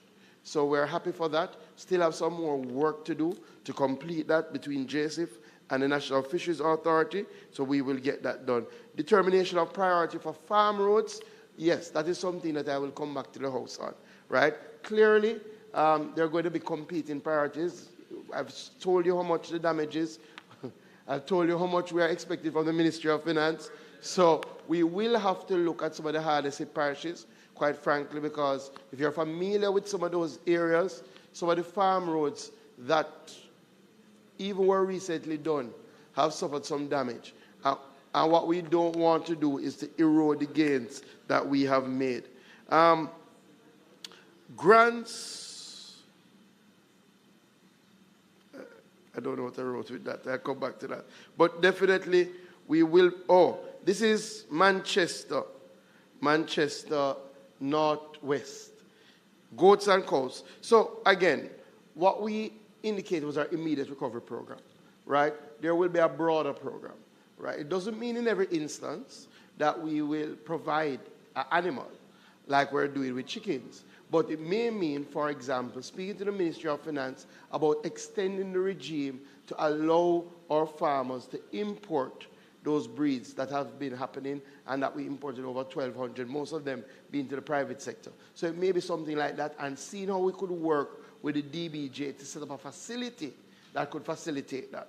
So in some of those small ruminants and cows, it may have something like that. We already have earmarked a program to import dairy cows, right? And it's something that we will continue to look at. The tagging system, yes, we are ramping up our tagging system. So just to let our farmers know, our NATES, our Veterinary Services Division, is open for business. We are ramping up in the areas that we've had complaints about. We're putting more officers and boots on the ground. If you have lost your passports, we can issue those replacement passports. Please contact the NATES at 876-448-5672. That is the NAITS, N-A-I-T-S, NAITS, the National Animal Identification and Traceability System, right? It's 648-5672. St. Andrew Western, he is not here, but I did hear him about ramping up. We are going to have an urban farming project, which will focus on a lot of vertical farming using the modern tower-type system. The member from St. James East Central asked about new technology in vegetable farming. We're going to focus on that. The member from St. Thomas Eastern, you've been doing very well. The constituency has been doing very well in terms of ramping up production. They are our biggest onion belt. We're about to roll out our onion program. Again, I will look at the farm roads in terms of priority, but bear in mind what I said earlier. St. and Southeastern, yes, urgency. So I did indicate that we want to start distribution of seeds this week, and I did indicate some specifics about enhancing how much lands we put on the production. He did ask where. Emony Park, the member from Clarendon Southwestern, will be one of the areas. So to what you asked, definitely if land is not leased, we're going to try and get leasers to come in. Outside of that, Parnassus is 100% leased. We're very happy for that. But what we're saying to the farmers now, if you're only producing on 20% of what you've leased, ramp it up. We're also going to be focused on Bernard Lodge. Clearly, we're willing to explore St. Anne.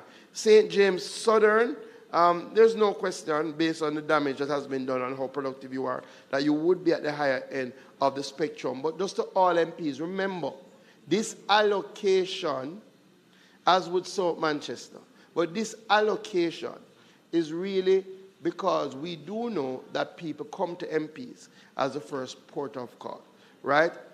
It will help, but the more substantive allocation will come through other channels. So, for example, you will benefit, your farmers will benefit from a banana planting program that we definitely will provide them with some support in terms of fertilizer and chemicals. Now, that is normally administered through the banana board. So again, registration is critical, but most of them are. So we don't have that problem. And when we say seeds, it also includes planting materials. So you will hear as we go on other programs around things like yam. And we have heard the reports of seeing insects that they never saw before. We've asked our plant quarantine division to look at it. We've heard it from a couple of places. So in the support I announced, there's $30 million already for agrochemical support. St. Catherine Northwest is not here, but we've started the discussion with the DBJ in relation to those loan type arrangements and whether the DBJ can help. So we will continue on that, and I spoke about RAD and the proof of participation. Definitely animal houses is a part of the conversation, and we will come back to that. Training, St. Catherine Northeastern, absolutely.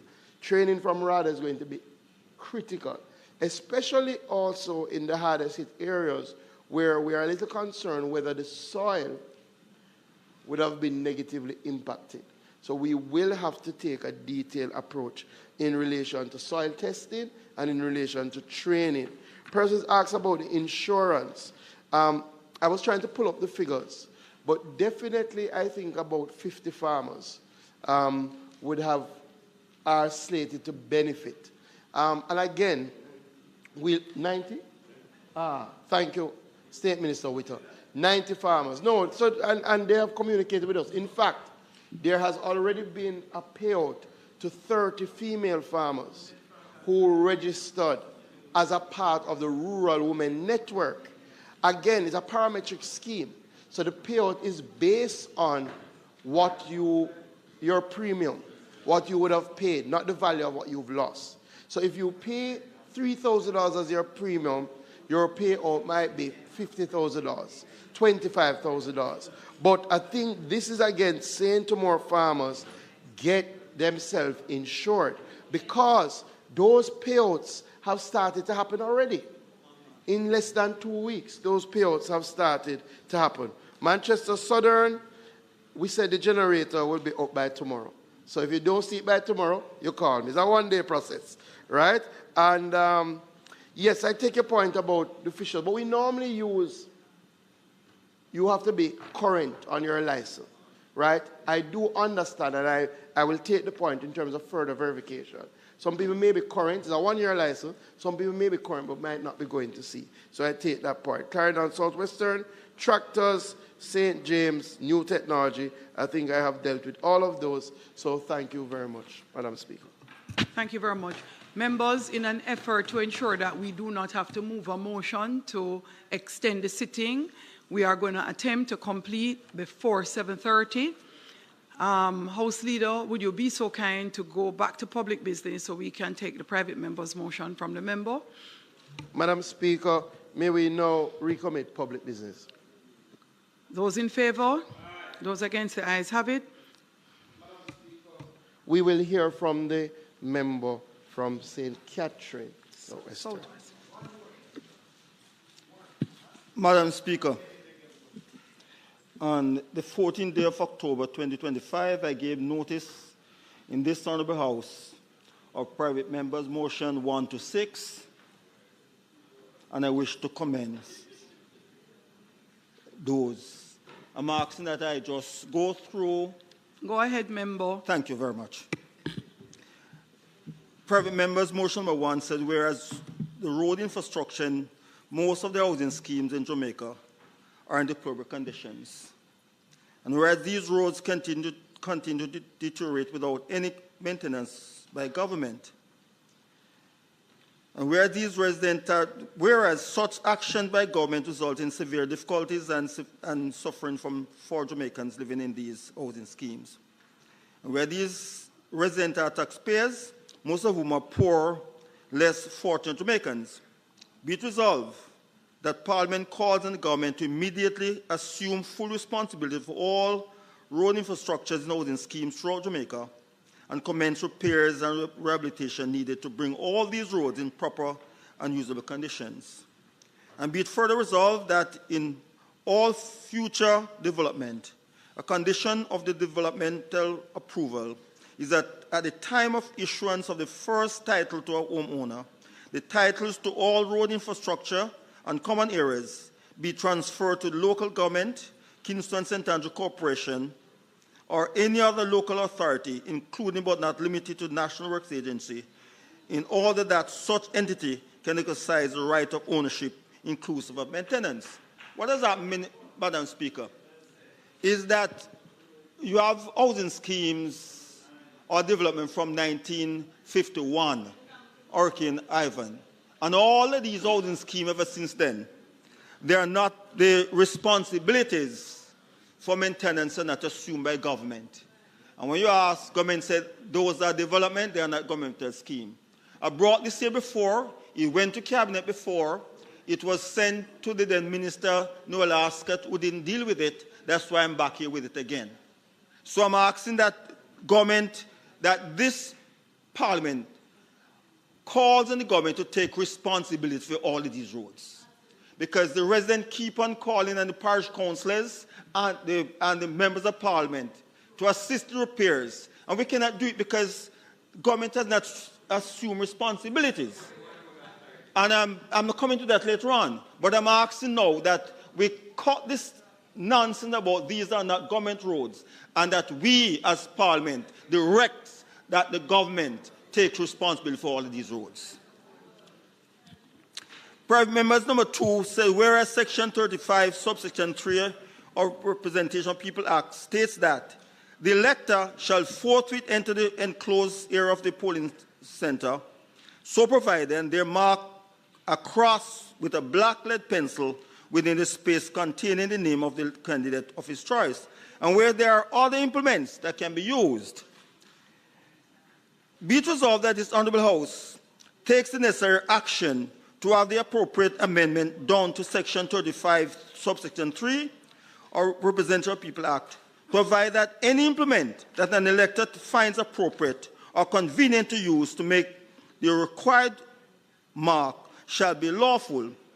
And be it further resolved that further amendment be made to the said Section 35, subsection 3 or Representation of People Act to make any mark on a ballot by an elector in the space containing the name of the candidate of his choice or the intent of the elector can be discerned shall be valid and not be limited to a cross. In the last election, in the election 2020, you have 284 ballots rejected in Southwest St. Catherine. The last election, we have 342 rejected. I understand there are constituencies where up to 600 ballots were rejected. There are some, you have 500, up some to close to 1,000 ballots rejected because they claim it was not a perfect X. You have a whole woman in the country who has a shaky hand and cannot do a clear, distinct ballot. They are rejected. You have cases where the presiding officers counted these ballots as being valid, but yet you have these new young lawyers from electoral office at the final count rejected these ballots and say, you must take it to court. Why the hell do you want to take it to court when they are ballots? What I'm saying, once the intent of the elector is there, it must be counted as a valid ballot. It must be counted.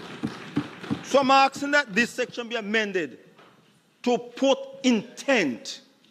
Once the intent is there, the ballot must be counted. And you can have some young lawyers say must reject and go to court. Go to court for what? So I'm asking that we make this amendment. Revelation,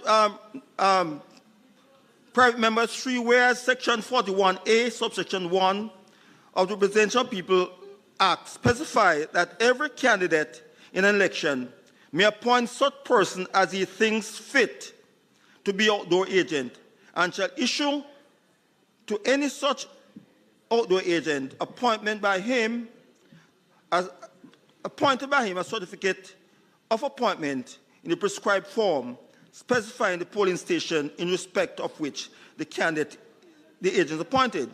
And where in many cases, returning officers, election day workers, auxiliary, or one-day police and members of security forces are prevented these said agents from effectively carrying out the function for which they were appointed. The law says there should be, and where Section 77, subsection 1 of the Representation of People Act does not specify, does not apply to the outdoor agent. I'm asking that Section 41A, subsection 3 be amended to allow the outdoor agent to stay less than the 20 yards away from the polling station. There are cases when the outdoor agent are around the corner where they can't see what's happening.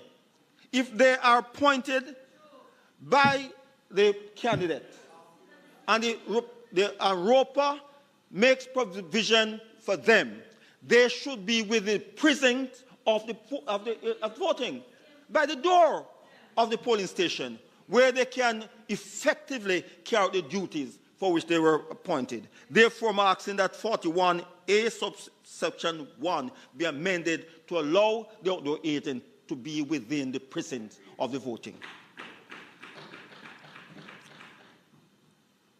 Private members' motion number 4, where Section 33 of the Representation of People Act specifies that the poll shall be taken in each polling station between the hours of 7 o'clock in the forenoon and 5 o'clock in the afternoon.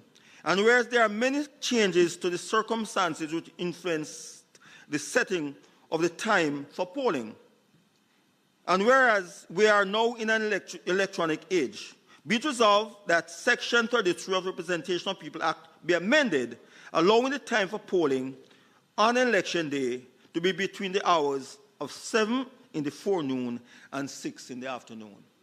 There are many establishments that do not allow the 2 hours for workers to go and vote.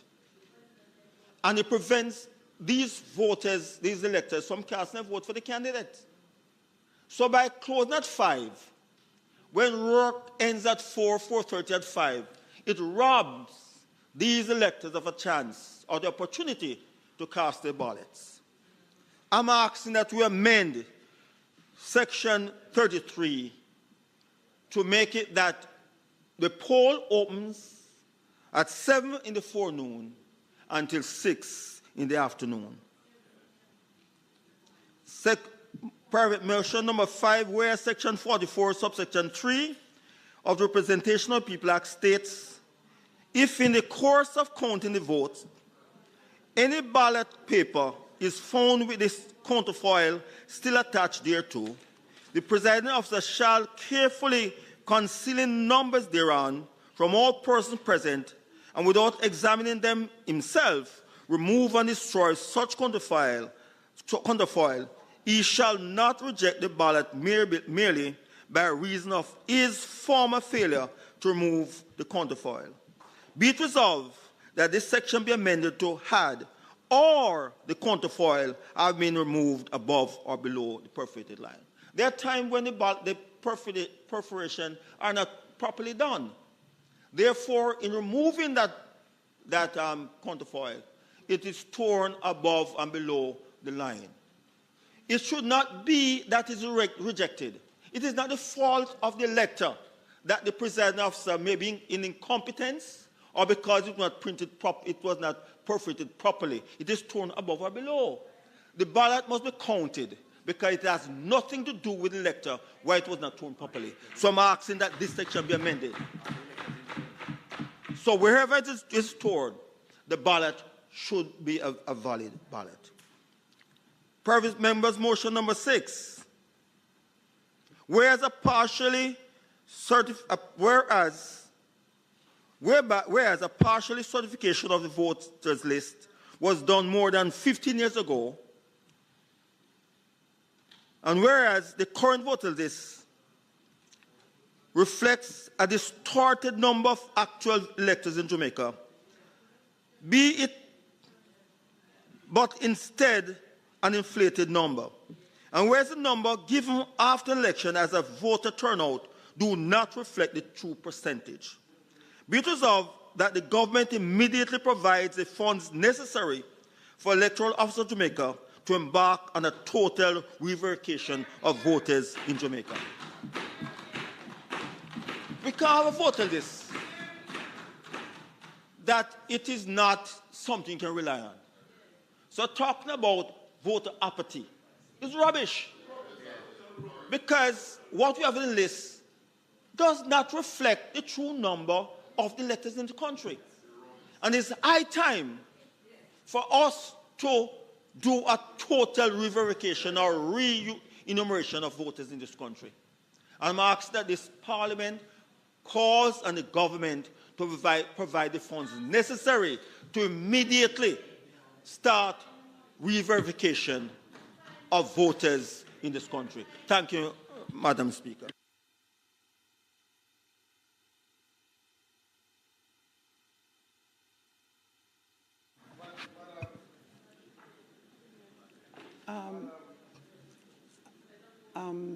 The member who spoke on the private member's motion, please note, you did not include number 7, but I believe the date was later, so it allows for you to speak at another time. House Leader. Yeah, so Madam Speaker, the member has started a debate on all 6 motions. We will suspend the debate. I'm sure other members may want to participate, so we'll suspend the debate today. Madam Speaker, it is not intended to do any further business today. However, on this motion for adjournment, there is a matter that I will have to read into the record, Madam Speaker, based on the nature of it. In our last sitting, when the Prime Minister gave his presentation in relation to Hurricane Melissa recovery efforts, he did indicate that the government would move to establish a joint select committee akin to the COVID-19 Joint Select Committee to provide oversight of the recovery effort. And he did highlight that we would come to the House today to name that Joint Select Committee. In light of that, Madam Speaker, I will read these 2 letters into the record. Dear Minister, and this letter is from the Leader of Opposition Business, Mr. Philip Paulwell. Dear Minister, during his presentation last Tuesday in Parliament, the Prime Minister announced the establishment of a Joint Select Committee to provide oversight on matters relating to the operations for relief, recovery, and reconstruction consequent to the devastation caused by Hurricane Melissa. He mentioned that you and I should consult on the terms of reference and the membership of the committee. On reflection on this matter, the opposition believes that such a committee would not be necessary and appropriate at this time, as it would be duplicating and usurping the role and function of the PAAC. Please be reminded that the main functions of the PAAC, as set out in Standing Order 73A, are A, examining budgetary expenditure of government agencies and other public bodies to ensure that expenditure is done in accordance with a parliamentary approval. B, monitoring expenditure as it occurs and keeping the Parliament informed of how the budget is being implemented. And C, inquiring into the administration of the government to determine hindrances to the efficiency and to make recommendations to the government for the improvement of public administration. We would also wish to state that a joint select committee involving members of the Senate in such an exercise would be unprecedented.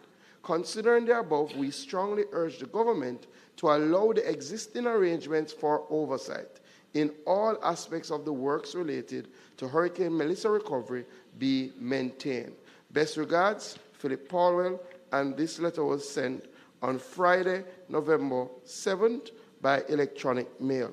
I will now read the government's response under my signature, Madam Speaker. Reference is made to your email dated November 7, 2025. I must express deep concern and disappointment at the opposition's sudden change in position. This reversal is particularly surprising, given that during your press conference on November 3, 2025, the leader of the opposition explicitly called for additional oversight of the process. It has always been our position that Parliament already provides adequate and robust oversight through established committees such as the Public Administration and Appropriations Committee, PAAC, and the Infrastructure and Physical Development Committee, both of which are mandated to ensure transparency and accountability. In fact, the Infrastructure Committee has already called for a meeting to begin its work in this regard.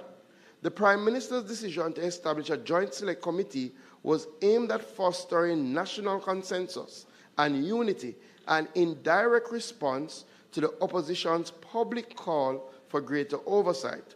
The precedence for this approach was established during the COVID-19 pandemic, when a similar oversight committee was appointed to consider the COVID-19 pandemic and related matters. It is therefore both perplexing and troubling that the opposition now appears to be retreating from its own stated position. Such inconsistency not only undermines constructive engagement, but also shows that the opposition is not able to take a clear and principled stance on these matters. In light of your indication that you will not be supporting the establishment of the Joint Select Committee, we will proceed in accordance with the existing parliamentary orders. We will make the existing standards and structures of the parliamentary system work. The government remains committed to transparency, accountability, and collaboration, but we urge the opposition to adopt a consistent and coherent position so that meaningful progress can be achieved in the national interest. Under my signature dated November 7, 2025. Madam Speaker, I now move that this sitting be adjourned for a date to be set. Members, the question is that this Honourable House will now adjourn for a date to be fixed. Those in favour? Aye. Those against? The ayes have it. This Honourable House now stands adjourned.